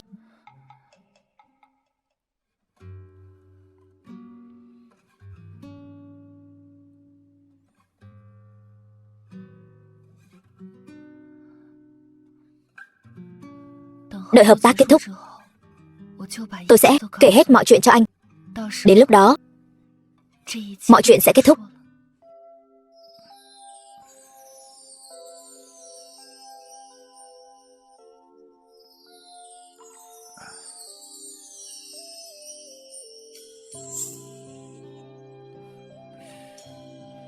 Sao tôi lại ở bệnh viện? Tối qua anh gọi điện cầu cứu tôi. Lúc tôi đến Ngự Cảnh Uyển, thấy anh đang sốt cao, tôi liền đưa anh đến bệnh viện. Vậy nên tối qua không phải cô sao? Cái gì mà không phải tôi? Tôi không hiểu anh đang nói gì. Tôi đi rót cho anh cốc nước. Linda, đừng đi. Không phải Linda. Vậy tối qua, người thân thiết với tôi là Thời Mộc, khốn nạn, lại dám tính kế tôi. Thời Mộc, tôi thấy cô là chán sống rồi. Dục Chi, tôi nghe Mộc Trầm nói anh nhập viện rồi sao? Rốt cuộc anh xảy ra chuyện gì thế này? Tôi không sao. Trước đây anh đã hứa sẽ cưới tôi. Bây giờ ngay cả việc bị ốm cũng không nói cho tôi biết. Anh có phải đã đổi ý rồi không? Lời nói đùa lúc nhỏ cô cũng tin sao? Đúng, trước đây tôi đã từng nói sẽ cưới cô, nhưng bây giờ... Linda, sao cô lại ở đây? Rõ ràng biết Hoắc Dục Chi muốn cưới Nhan Chiêu Chiêu, nhưng tại sao nghe anh ấy nói ra vẫn thấy đau lòng như vậy? Tôi chỉ tiện đường đưa Hoắc tổng đến bệnh viện. Bây giờ đã có người chăm sóc anh ấy rồi. Tôi xin phép đi trước. Vừa rồi tôi... Cô mau chóng đưa bản thiết kế cho tôi nhé. Vâng, tôi hiểu rồi.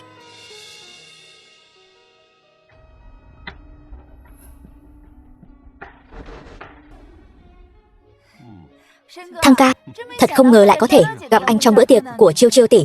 Tình cờ về nước thôi. Hơn nữa, lời mời của Chiêu Chiêu làm sao có thể từ chối được. Lâu rồi không gặp.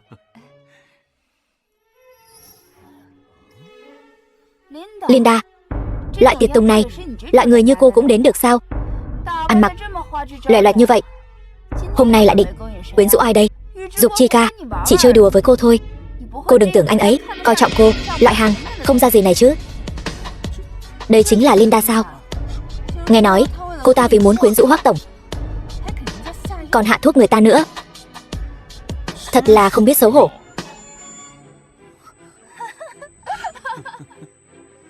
Chào mừng nhân vật chính của hôm nay, Chiêu Chiêu tiểu thư.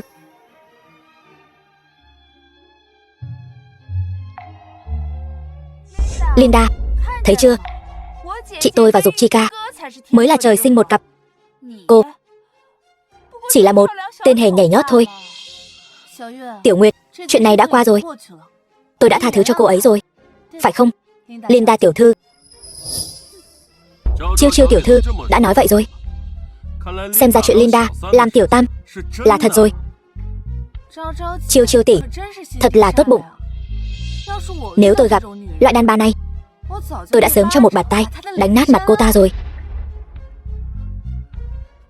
Linda tiểu thư, tôi đang thiếu một bạn nhảy. Không biết cô có thể nể mặt không? Tôi rất vinh hạnh.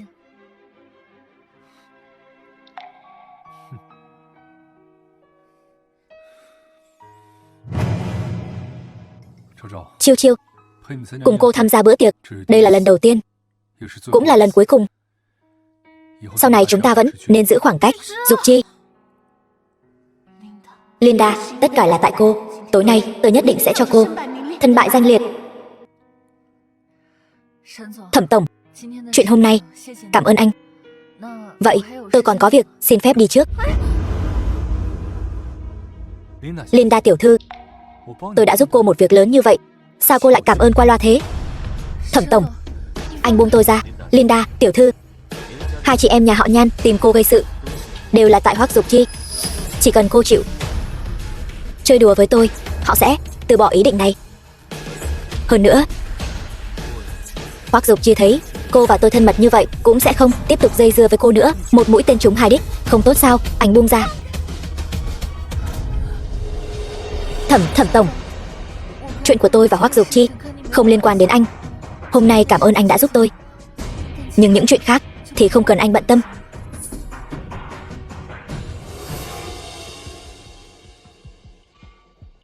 Đồ không biết xấu hổ, hồ ly tinh.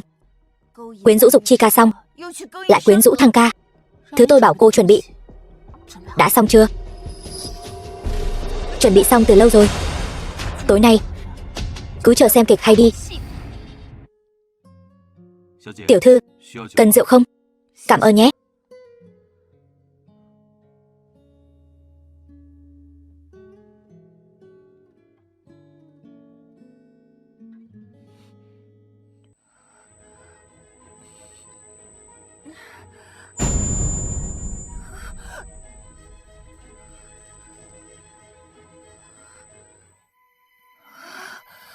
Có thể ngủ với người đẹp như cô, tôi cái gì cũng chịu. Hoắc tổng, có thể ngủ với cô ta khiến anh cái gì cũng chịu đúng không? Không phải, Hoắc tổng, là Tiêu Nguyệt. Tiêu Nguyệt bảo tôi làm vậy. Anh tha cho tôi đi. Hoắc tổng, cút.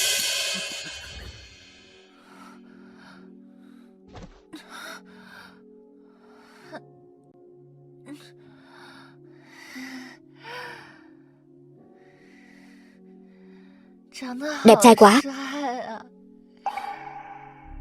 Vậy sao? Tôi vừa nãy đã để ý đến anh rồi. Anh đẹp trai thật đấy. Anh thơm quá. Linda, tiểu thư, cô chắc chắn muốn tiếp tục chứ? Linda, nhìn cho kỹ, đừng nhận nhầm chồng. Lỡ ngủ với người khác rồi không chịu trách nhiệm thì sao?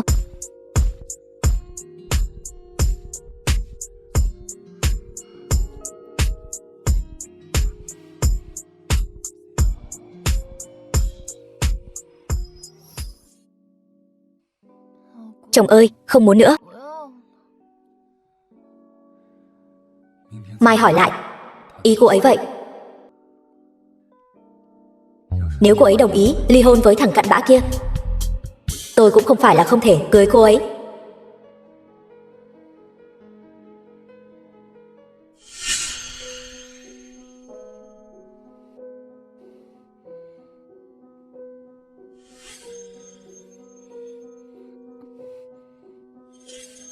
Không phải chứ?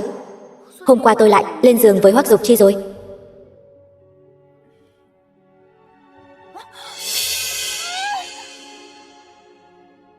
Sao tôi lại ở đây? Người ngủ với nhân viên phục vụ không phải là Linda sao? Tiêu rồi. Chị họ sắp đến bắt Giang rồi.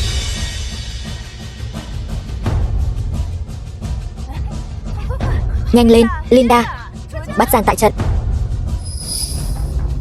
Linda, ta biết người đang rất sốt ruột, nhưng người đã phá hỏng bữa tiệc của ta. Ít nhất cũng phải cho mọi người một lời giải thích chứ. Ngươi trốn trong đó làm gì? Hay là để mọi người nhìn cho kỹ khuôn mặt này của ngươi đi. Sao lại là Tiểu Nguyệt? Không phải là Linda, người phụ nữ đó sao? Thôi được rồi Linda, ta không so đo với người nữa. Đi nhanh đi. Ai đang gọi ta? Người phụ nữ này không phải Linda sao? Chuyện gì thế này? Chiêu Chiêu tiểu thư. Vị này là... Tại sao ngươi lại gọi cô ta bằng tên của ta? Tại sao cô ta lại mạo danh ta? Linda, hôm qua ngươi xuất hiện một chút rồi biến mất. Ta còn tưởng Chiêu Chiêu tiểu thư, nếu ngươi không muốn để ta làm trợ lý thiết kế của Hoắc tổng, thì ngươi có thể bảo Hoắc tổng sa thải ta, không cần phải dùng cách này để hủy hoại danh tiếng của ta. Đây chẳng phải là em họ của Nhan Chiêu Chiêu, Tiêu Nguyệt sao? Thì ra là cô ta. Chiêu Chiêu rõ ràng lúc nãy đã thấy là Tiêu Nguyệt, còn gọi bằng tên Linda. Ta thấy cô ta cố ý đấy. Cô ta chính là cố ý, nhìn là biết cố ý rồi. Tiểu Nguyệt, ngươi. Biểu tỷ, ta cũng không biết tại sao ta lại ở cùng nhân viên phục vụ. Là ngươi. Tất cả đều do ngươi làm, đồ tiện nhân này. Tiểu Nguyệt, ngươi bình tĩnh lại đi. Chuyện gì vậy? Dục Chi, Tiểu Nguyệt bị người ta âm mưu hãm hại. Ta đã tìm ra chủ mưu rồi. Linda. Hoắc tổng, hôm qua còn gọi là chồng, tỉnh táo thì lại khách sáo thế này. Người phụ nữ này thật là quần áo mặc xong rồi thì không nhận người. Ai làm vậy? Nhan tiểu thư, người trước tiên là hủy hoại danh tiếng của ta, bây giờ lại đổ lỗi lên người ta, có phải nên xin lỗi ta không? Linda, Tiểu Nguyệt rõ ràng mới là nạn nhân. Xin lỗi đi. Nghe thấy chưa? Anh rể bảo ngươi xin lỗi kìa. Ta bảo ngươi xin lỗi. Xin lỗi.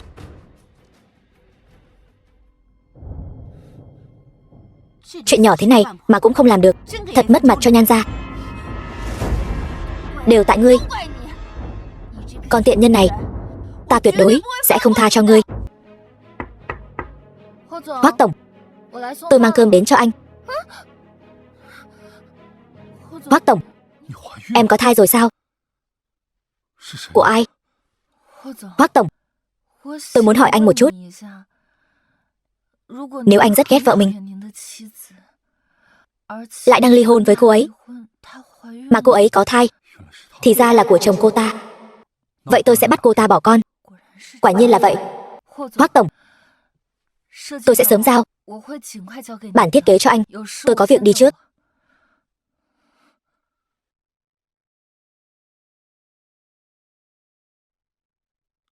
Cô yêu chồng mình đến vậy sao? Cô yêu hắn ta đến vậy sao? Hắn ta sắp ly hôn với cô rồi, cô còn muốn sinh con cho hắn ta. Sinh con gì chứ? Cậu nói tôi nên làm gì bây giờ? Tôi có thể nuôi nó không? Đó đâu phải con tôi. Anh sẽ không thích người phụ nữ có chồng rồi chứ? Ai vậy? Linda, tiền. Hoàn thành đơn hàng của Hoắc tổng này, tôi sẽ có tiền mua túi xách hàng hiệu cho bảo bối. Sao mỗi lần chăm sóc tên sai xỉn này đều là tôi làm vậy? Đừng đi mà. Không phải chỉ là con của chồng trước thôi sao? Tôi có nói là không thể nuôi đâu, nhưng cô phải cho tôi chút thời gian.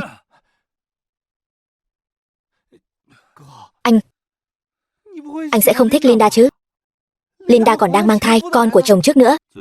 Gần đây tôi nhận được tin Hoắc Dục Chi muốn khiến nhà họ Thời phá sản. Cái gì? Phá sản? Thời Mộc vô dụng. Nhất định là cô ta lại đắc tội với Hoắc Dục Chi. Không được, tôi phải nhanh chóng tìm người điều tra lại. Chồng, anh là ba của Tiểu Huy và Thiền Thiền, anh nhất định phải giúp em. Chuyện này em cứ yên tâm, bảo bối ơi, cứ giao cho anh. Vệ Phương, cô đang nói gì vậy? Không phải, anh nghe em giải thích. Cút ra ngoài cho tôi. Cô còn nhìn gì nữa? Vệ Phương, tôi đối xử với cô không tệ, sao cô có thể?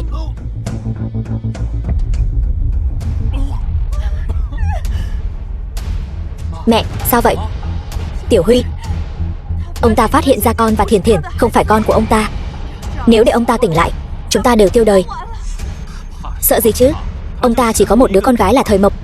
Đến lúc đó Tiểu Huy sẽ lo liệu Thời Mộc xong xuôi, khi đó nhà họ Thời chẳng phải là của chúng ta sao? Con đã có dự định này từ lâu rồi. Bây giờ Thời Khiêm đã ngã xuống, con xem còn ai có thể bảo vệ được cô ta.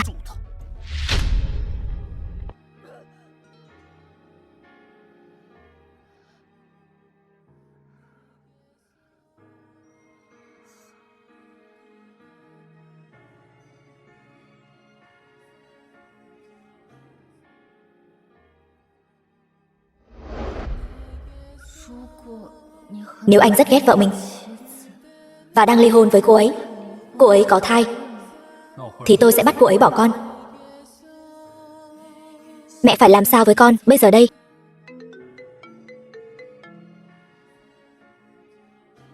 Alo, Thời Mộc, bố con đột nhiên ngất xỉu ở nhà, mau về xem sao. Vâng. Bố.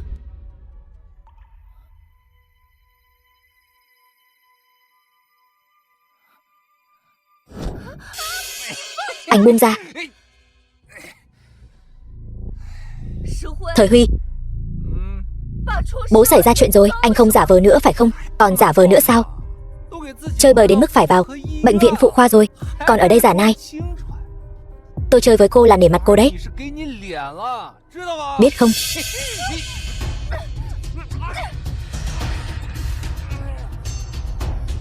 Con đàn bà này, hôm nay tôi không chơi.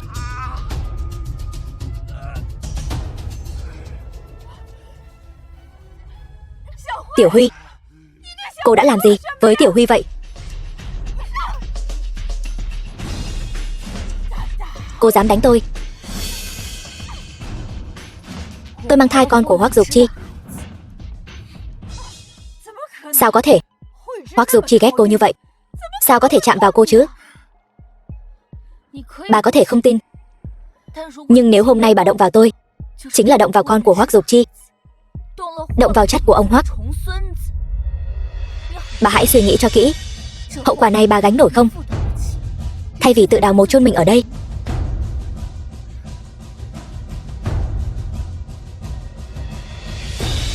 thì hãy dẫn con trai bảo bối của bà đến bệnh viện khám cho kỹ. Tiểu Huy. Hoắc tổng, thật sự nghĩ ngài đích thân đến nói chuyện, Thời tiểu thư sẽ đồng ý với ngài bỏ con sao? Linda tiểu thư, sao cô lại ở đây? Hoắc Dục Chi, anh đưa em đi được không? Được. Trước cửa nhà vợ, đưa tình nhân đi. Giỏi lắm Hoắc tổng. Hoắc tổng, hôm nay cảm ơn anh. Sao em lại xuất hiện ở nhà họ Thời? Có phải Thời Mộc gọi em đến không? Cô ấy có làm khó em không? Hình như cũng chẳng có lý do nào khác để giải thích tại sao mình lại xuất hiện ở nhà Thời Mộc cả. Hoắc tổng, Thời Mộc không làm khó em. Không làm khó em. Em thích che giấu cho người khác vậy sao? Lần sau nếu cô ấy còn làm khó em, thì cứ gọi điện thoại trực tiếp cho anh. Nghe rõ chưa? Em biết rồi. Bảo bối, cũng cảm ơn con đã cứu mẹ một mạng. Nghĩ kỹ chưa? Định làm gì? Em muốn sinh con ra, nhưng chồng em không thích. Vậy em sẽ đối xử với anh ấy tốt hơn gấp bội. Dù chỉ có một mình em cũng sẽ chăm sóc, nuôi dạy nó nên người.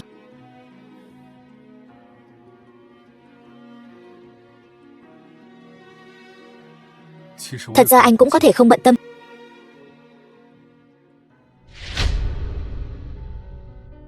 Bác sĩ, con trai tôi rốt cuộc là bị sao vậy? Chẩn đoán sơ bộ, con trai của cô đã không còn khả năng sinh sản nữa rồi. Anh nói gì?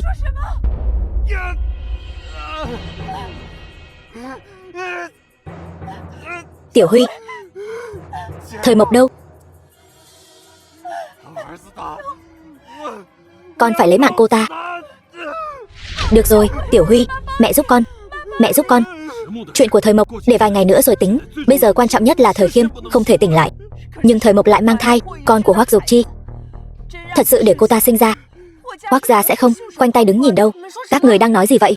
Thời Mộc có thai rồi. Nếu không phải Thời Mộc mang thai, Thời gia sớm đã là vật trong túi của chúng ta rồi. Vậy thì hãy để đứa bé không phải của Hoắc gia.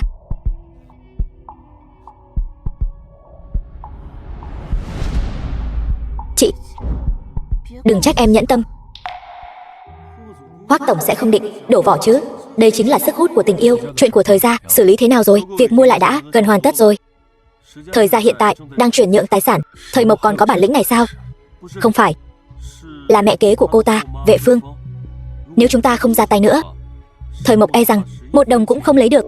Người phụ nữ này chẳng phải luôn rất khôn ngoan sao? Đúng là tự làm tự chịu.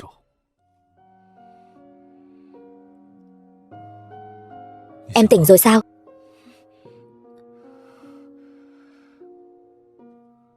Hoắc tổng, xin lỗi anh. Không sao.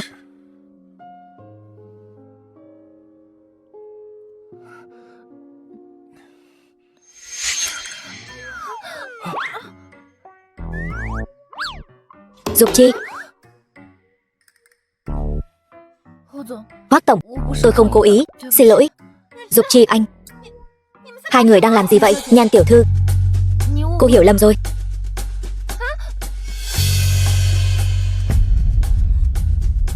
Sao hả? Cô còn muốn tiếp tục xem sao? Họ không phải là một đôi sao? Hoắc Dục Chi rốt cuộc muốn làm gì?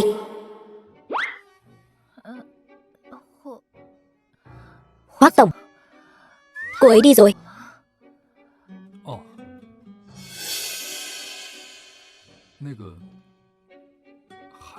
Chuyện đứa bé quyết định rồi chứ?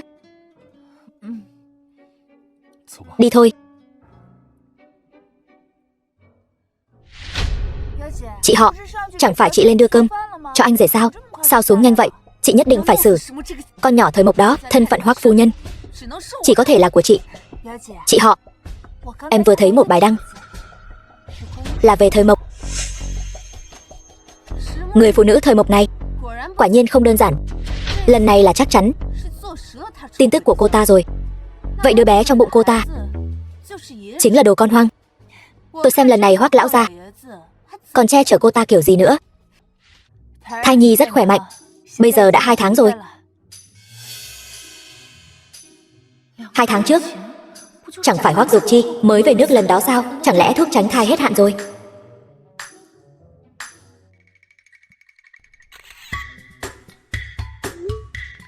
Ông ơi, cháu trai của ông rất khỏe mạnh, ông cứ yên tâm. 2 tháng rồi. Tốt quá. Lão gia, có chuyện gì mà vui thế? Dĩ nhiên là chuyện đại hỷ rồi. Đại hỷ sự của cháu trai tôi. 8 tháng nữa tôi sẽ được bế cháu chắt trai rồi.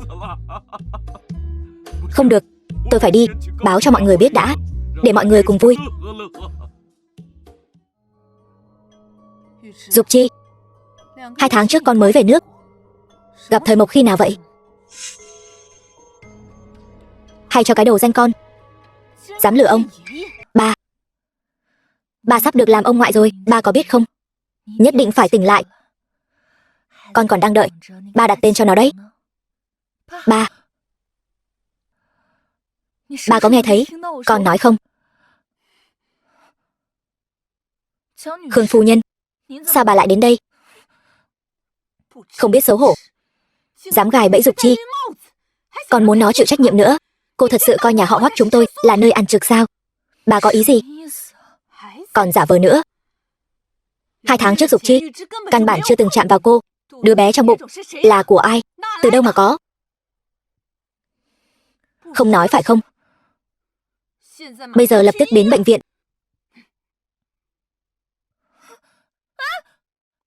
Buông ra. Khương Diễm, nếu bà đã khẳng định đứa bé này không phải của Hoắc Dục Chi, vậy bà có tư cách gì mà bỏ nó? Hai người vẫn chưa ly hôn, cô vẫn là vợ trên danh nghĩa của Dục Chi. Tuyệt đối sẽ không để đứa bé này trở thành vết nhơ của nhà họ Hoắc chúng tôi. Thời Mộc, tôi cho cô 10 ngày đi bỏ nó, nếu không tự gánh lấy hậu quả.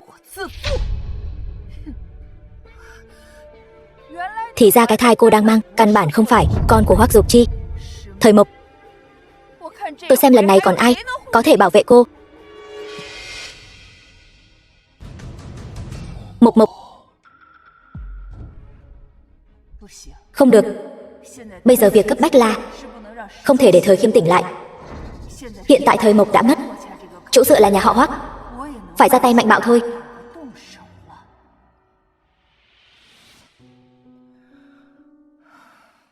Khoảng thời gian này mình vẫn không nên gặp Hoắc Dục Chi thì hơn.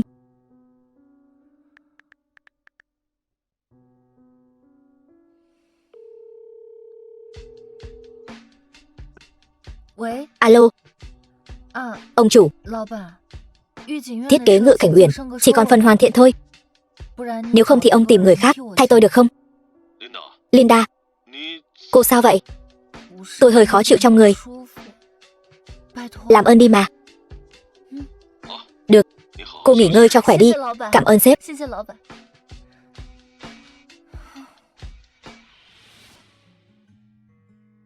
Hoắc tổng, là thế này.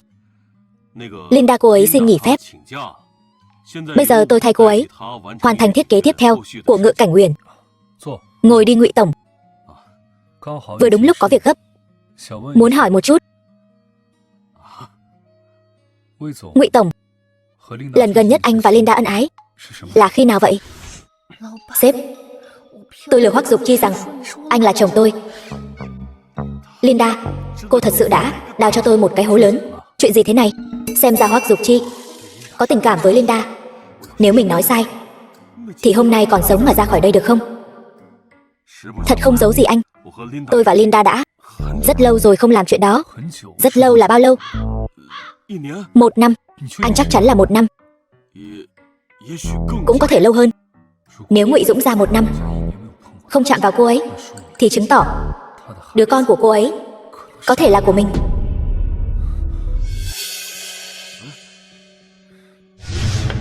Sếp, Linda, Hoắc tổng vừa hỏi tôi về chuyện kia. Anh nói gì? Linda, anh...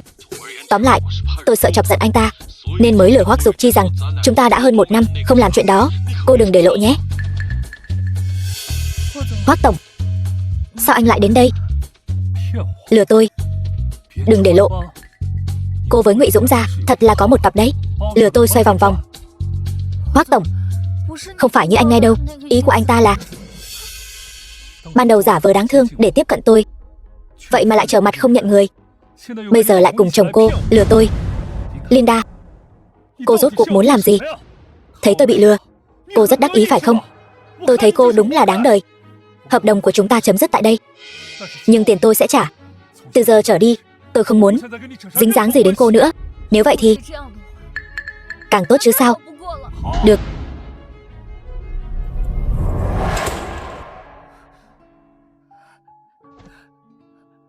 Hoắc Dục Chi, đây chắc là lần cuối chúng ta gặp nhau. Có lẽ là kết cục tốt nhất cho chúng ta rồi.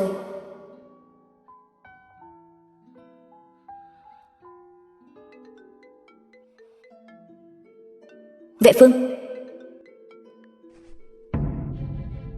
Alo. Thời Mộc, bố cô không ổn rồi, cô mau đến bệnh viện đi. Bà nói gì? Vệ Phương, bố tôi sức khỏe vẫn luôn ổn định, sao đột nhiên lại vào phòng cấp cứu? Liên quan gì đến tôi? Ông ta vốn dĩ ung thư giai đoạn cuối, sống không được mấy ngày nữa, sao lại có thể đổ lỗi cho tôi được? Tình trạng bệnh nhân đột ngột chuyển biến xấu, cần phải tiến hành ca phẫu thuật. Vậy thì mau chóng làm đi. Trên này hiển thị hai người đã nợ hơn 30 vạn. Làm ca phẫu thuật này cần 100 vạn. Trước trưa mai, nếu đóng đủ vẫn có thể phẫu thuật. Nếu không đóng đủ thì chúng tôi cũng bó tay. Nợ 30 vạn. Vệ Phương, đây là chuyện gì vậy? Chẳng phải đều tại cô sao?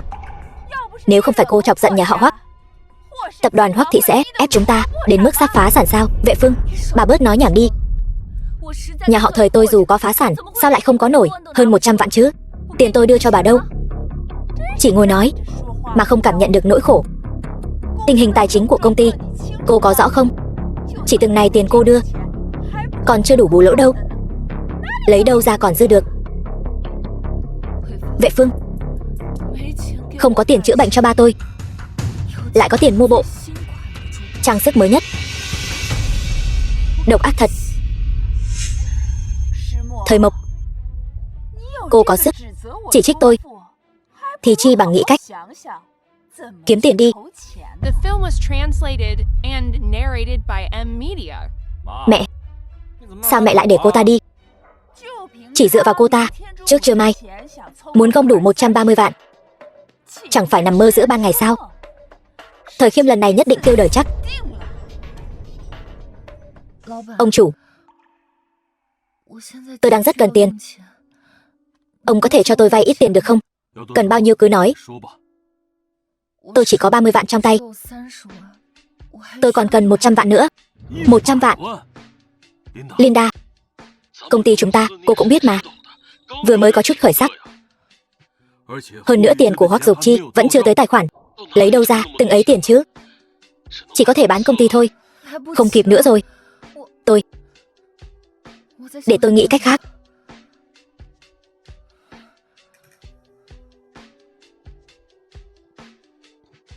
Không thể nào. Mộc Mộc không phải loại người như vậy. Ba, chính Thời Mộc đã thừa nhận rồi. Đứa bé đó không phải con của Dục Chi chúng ta. Dục Chi của chúng ta bây giờ đang bị ảnh hưởng bởi dư luận rất nghiêm trọng. Cứ tiếp tục như vậy sẽ ảnh hưởng đến cả tập đoàn Hoắc thị chúng ta. Ta không tin, dù có nói gì ta cũng không tin. Mộc Mộc nhà chúng ta tuyệt đối không phải là loại người như vậy. Dục Chi, mau đỡ lão ra, lên nghỉ ngơi. Ông nội.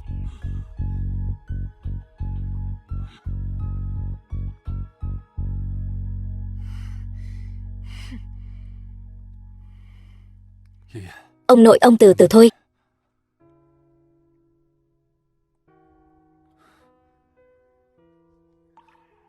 Dục Chi, con nhất định phải tin Mộc Mộc. Mộc Mộc thực sự là một đứa trẻ ngoan. Ông nội, con tin cô ấy. Ông cứ nghỉ ngơi cho khỏe. Thời Mộc, nghe máy đi. Ông nội, Thời Mộc cũng không biết cho lão gia rót canh mê hồn gì. Cái gì lão gia cũng nghe theo cô ta hết.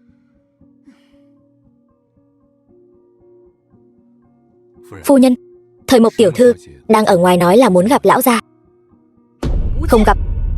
Cô ta chắc chắn là không muốn bỏ đứa bé nên đến cầu xin ba. Thời tiểu thư nói nhà có việc gấp. Đến mượn tiền. Lại mượn tiền. Mấy năm nay không biết đã lấy của lão gia bao nhiêu tiền rồi. Lão gia bây giờ đang bệnh. Chuyện phiền lòng này thì không cần làm phiền ông ấy nữa. Vâng. Mở cửa đi ông nội. Là con. Thời Mộc tiểu thư, phu nhân nói đã muộn rồi không tiện gặp khách. Mời cô về cho. Xin anh, cho tôi gặp ông ấy một chút thôi. Không gặp được ông ấy, ba tôi sẽ mất mạng. Thời Mộc tiểu thư, mời cô về đi. Xin anh cho tôi gặp ông ấy. Xin anh đấy. Ông nội, ông cho con gặp một chút thôi. Con sẽ trả tiền cho ông mà ông nội. Ông nội, giọng này sao giống Linda thế?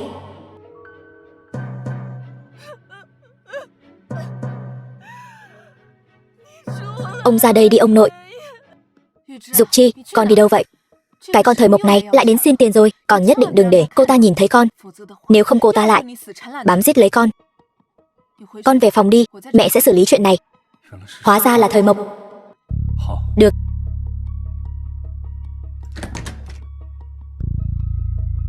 Khương phu nhân.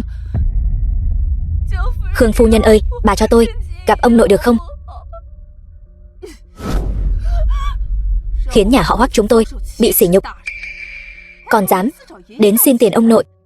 Sao cô mặt dày thế hả? Bà muốn nói gì tôi cũng được. Tôi xin bà đấy.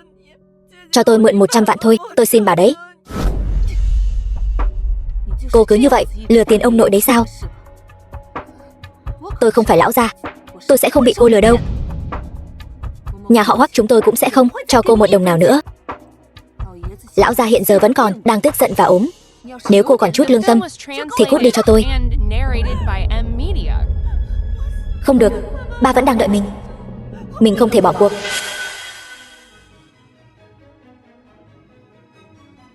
Phu nhân, bây giờ tính sao? Cô ta thích quỳ mà. Cứ để cô ta quỳ đi. Linda tiểu thư, sao cô lại ở đây? Xin cô cho tôi gặp ông Hoắc đi. Dám mơ tưởng đến Dục Chi thì phải chịu hậu quả này.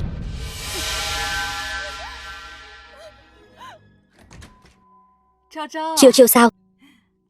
Gì? Nghe nói ông bị bệnh nên muốn đến thăm ông ấy. Vẫn là con có lòng.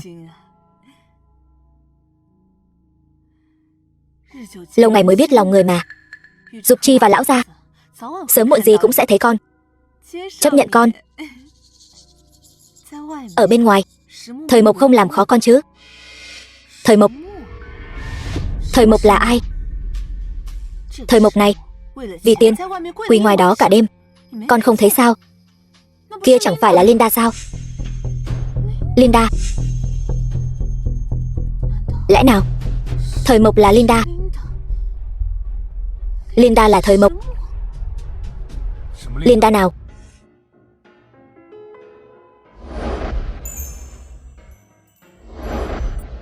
Không được, chuyện Linda chính là Thời Mộc. Tuyệt đối không thể để Dục Chi biết. Dục Chi, ý em là thiết kế của Ngự Cảnh Uyển là do Linda làm. Em còn muốn giới thiệu cho dì biết nữa. Công ty tôi còn việc, tôi đi trước đây.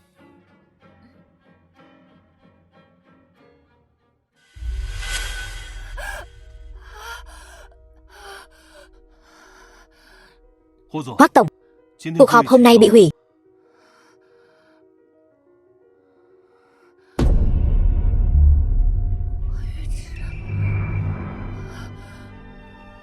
Hoắc Dục Chi.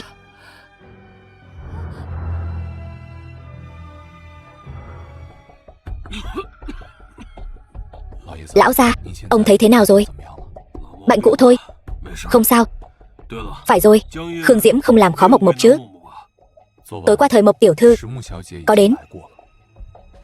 Có đến sao? Vậy người đâu? Thời Mộc tiểu thư hôm qua đến mượn tiền.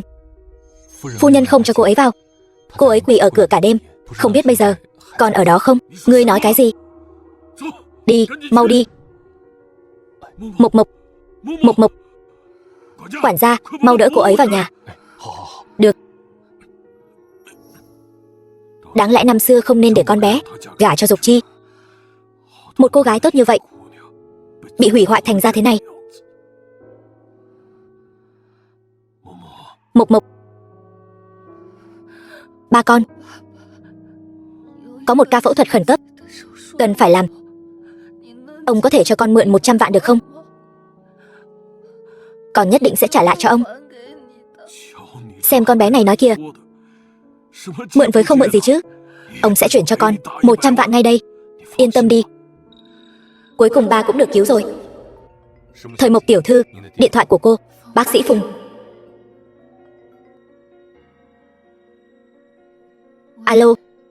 Thời Mộc tiểu thư, ông Thời đột nhiên phát bệnh, chúng tôi đành bất lực.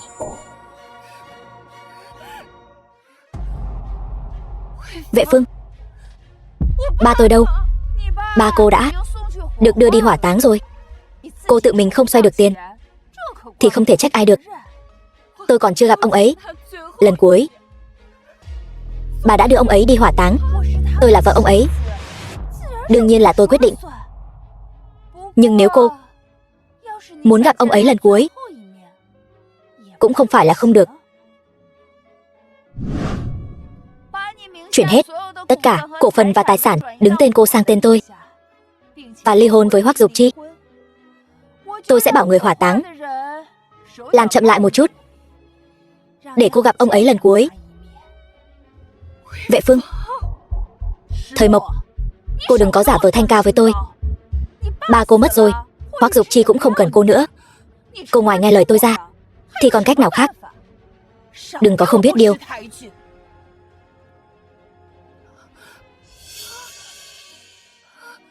Ba, con gái bất hiếu.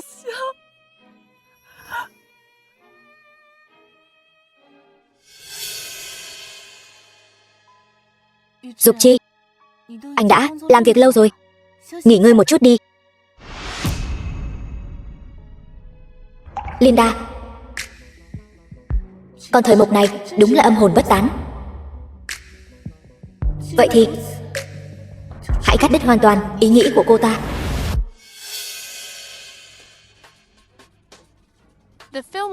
Tiểu Nguyệt, giúp tôi một việc.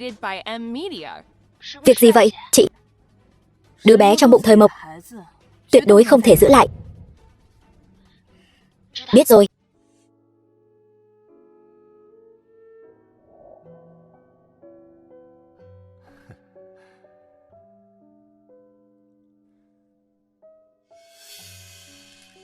Ba.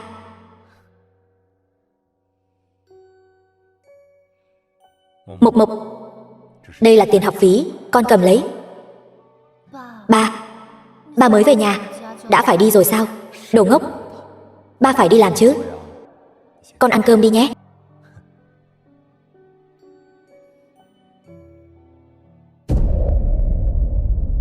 Bảo bối, mẹ không còn ba nữa rồi.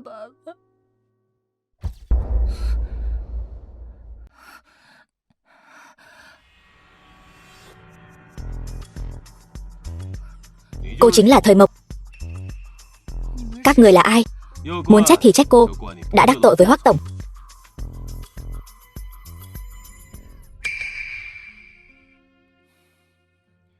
Người phụ nữ này thật nhẫn tâm, ngay cả điện thoại cũng không thèm nghe.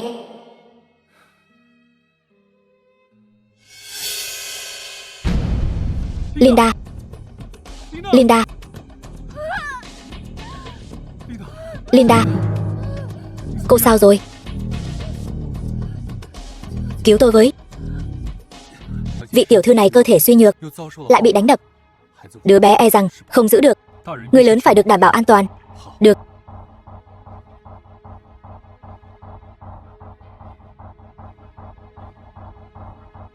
Tôi bảo anh gọi Ngụy Dũng ra, anh gọi chưa? Hoắc tổng, chắc sắp đến rồi. Hoắc tổng, Hoắc tổng. Linda, sao vậy? Anh là đồ khốn. Anh làm chồng người ta kiểu gì vậy? Ngay cả vợ mình cũng không chăm sóc được. Tôi hỏi anh, dù anh không thích cô ấy, anh cũng không quan tâm đến đứa bé trong bụng sao? Đứa bé bây giờ tình hình rất nghiêm trọng. Nếu cứ giấu tiếp. Hoắc tổng, tôi nói thật với anh, thật ra tôi, ai trong số các vị là người nhà của Thời Mộc, tình trạng của cô ấy rất nguy kịch, cần người nhà ký giấy. Thời Mộc? Thời Mộc nào chứ? Hoắc tổng, Linda chính là Thời Mộc. Hơn nữa, tôi cũng không phải chồng cô ấy. Anh nói gì? Anh nói Linda chính là Thời Mộc. Rốt cuộc ai trong số các vị là người nhà của Thời Mộc? Không ký thì không thể phẫu thuật được. Là thế này, cha của Linda gặp chuyện rồi. Cô ấy đúng là có một người chồng, nhưng mà người đó hoàn toàn không quan tâm đến cô ấy. Anh nói bây giờ phải làm sao? Ngài là? Tôi là chồng cô ấy. Chồng của Linda là Hoắc Dục Chi. Vậy là mình vừa mắng Hoắc Dục Chi. Hoắc tổng, tôi còn có việc, tôi đi trước đây. Nếu cô ấy là Thời Mộc, tại sao lại giấu mình? Tại sao lại lừa mình?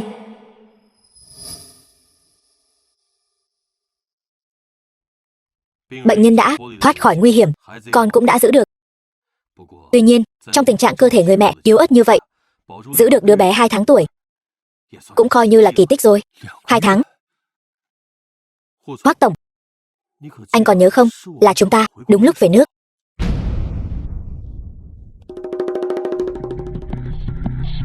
Đã tìm ra người làm hại cô ấy chưa? Tìm ra rồi. Là Chiêu Chiêu tiểu thư.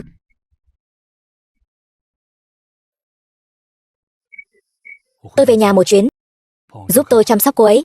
Ngài yên tâm, tôi nhất định sẽ dốc hết sức chăm sóc phu nhân thật tốt. Lão gia, ba nghiêm túc đấy sao? Ba thật sự đồng ý Dục Chi ly hôn cưới Chiêu Chiêu nhà chúng ta? Không đồng ý thì biết làm sao? Ta có thể trơ mắt nhìn các người hành hạ Mộc Mộc sao? Dục Chi nó muốn ly hôn thì ly hôn, muốn cưới ai thì cưới. Còn Mộc Mộc, ta sẽ chọn một hôn sự thích hợp hơn. Dục Chi, ông đồng ý cho anh và cô ta ly hôn rồi, đồng ý cho chúng ta kết hôn rồi, đừng chạm vào tôi. Dục Chi, sao con có thể đối xử với Chiêu Chiêu như vậy? Tại sao tôi lại đối xử với cô ấy như vậy? Cô ấy tự biết rõ trong lòng. Em không biết gì cả. Chẳng lẽ không phải cô sai người đánh Mộc Mộc mất con sao? Cái gì? Đánh Mộc Mộc mất con? Nhan Chiêu Chiêu, cô còn trẻ mà, tâm địa lại độc ác như vậy. Không, không phải con, không phải cô. Tiêu Nguyệt và đám côn đồ đó đều đã nhận tội rồi. Cô còn chối cãi ở đây. Dục Chi, anh không phải ghét Thời Mộc sao? Anh không phải muốn ly hôn với cô ta sao? Em đang giúp anh đấy. Nhan Chiêu Chiêu, cô vượt quá giới hạn rồi. Quản gia, có, đưa cô ta đến đồn cảnh sát, báo cho nhà họ Nhan biết, nếu dám bảo lãnh cô ta thì sau này đừng hòng sống yên ổn ở kinh thành nữa. Vâng. Dì ơi, dì cứu con với, con không cố ý. Dục Chi, dì ơi, con đâu có thích cô Thời Mộc, tại sao con lại... Mẹ, trước đây là con có mắt như mù. Con không biết người bên cạnh con luôn là cô ấy. Bây giờ con đã thấy rõ rồi. Và con muốn nói với mẹ, vợ của Hoắc Dục Chi con chỉ có thể là Thời Mộc. Dục Chi, bây giờ Mộc Mộc thế nào rồi? Hai mẹ con vẫn bình an. Đừng mà, đừng mà. Mộc Mộc. Hoắc tổng, sao anh lại ở đây? Nếu không thì em muốn ai ở đây canh chừng? Anh đã biết hết rồi sao? Thời Mộc, em đùa với anh như vậy thú vị lắm sao? Tại sao em lại lừa anh? Từ lần đầu tiên em gặp anh đã nói muốn ly hôn với em, 3 năm kết hôn. Sự chán ghét của anh dành cho em không hề che giấu. Làm sao em dám nói cho anh biết thân phận của em? Anh ghét nhà họ Thời, anh ghét Thời Mộc. Ngay cả khi cha em bệnh nặng, em quỳ ở Ngự Cảnh Uyển cả ngày lẫn đêm, anh cũng chẳng thèm nhìn em lấy một lần. Còn tìm người đánh con của em. Anh có tư cách gì mà trách em?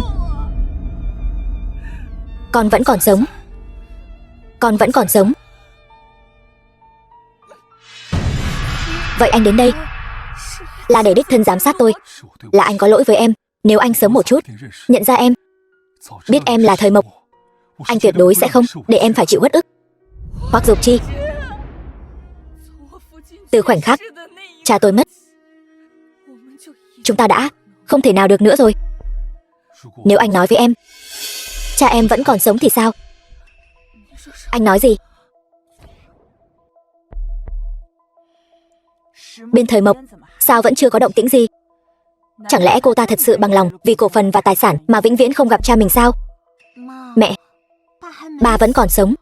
Chúng ta dùng chuyện của ông ấy để lừa Thời Mộc, như vậy có ổn không? Còn nói nữa, kế hoạch của chúng ta suýt nữa đã thành công rồi. Kết quả không biết từ đâu có một khoản tiền, vậy mà lại để lão già đó phẫu thuật thành công. Tranh thủ lúc ông ta chưa tỉnh lại, chúng ta phải nhanh chóng chiếm lấy cổ phần và tài sản. Chờ ông ta tỉnh lại, chúng ta đều tiêu đời. Cũng không phải là không có cách. Cách duy nhất chính là biến mất mạng giả thành mất mạng thật. Con nói là... Tiểu Huy, con đừng làm chuyện dại dột. Lấy mạng người là phạm pháp đấy. Thời Mộc cũng không biết cha cô ta còn sống hay đã mất. Chúng ta khiến ông ấy biến mất, thần không biết quỷ không hay. Cho dù chúng ta có được tài sản và cổ phần của Thời Mộc, Thời Khiêm tỉnh lại sẽ tha cho chúng ta sao? Chi bằng bây giờ trực tiếp xử lý ông ta.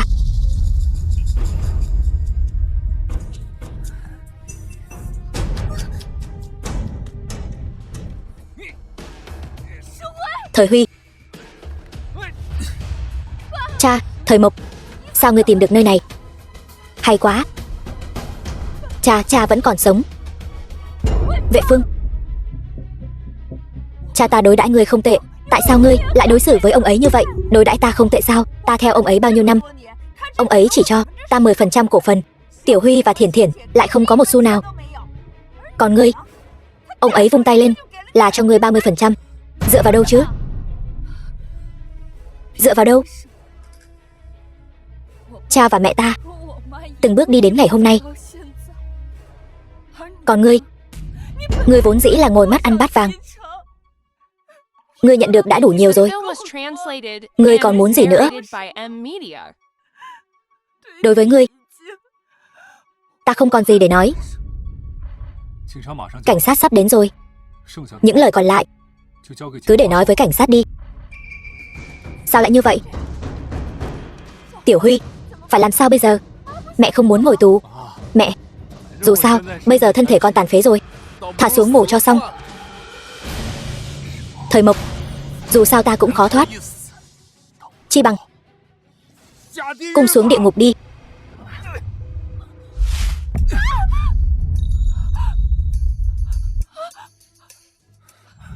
Dục Chi, Mộc Mộc, may mà em không sao. Xin lỗi, đều tại em. Lần này em không thể vô trách nhiệm nữa. Dục Chi, việc anh ép em ly hôn, hãy quên hết đi.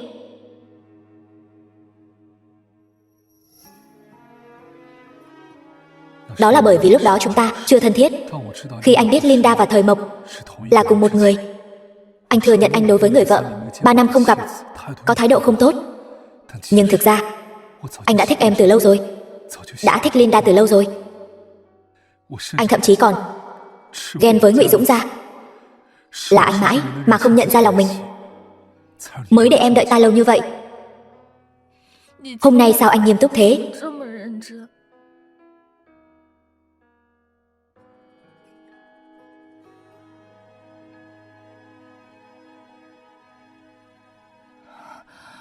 Chúng ta làm lại từ đầu được không? Thời tiểu thư, em có đồng ý lấy anh không? Gả cho anh ấy, gả cho anh ấy, gả cho anh ấy, gả cho anh ấy. Em đồng ý. Gả cho anh ấy.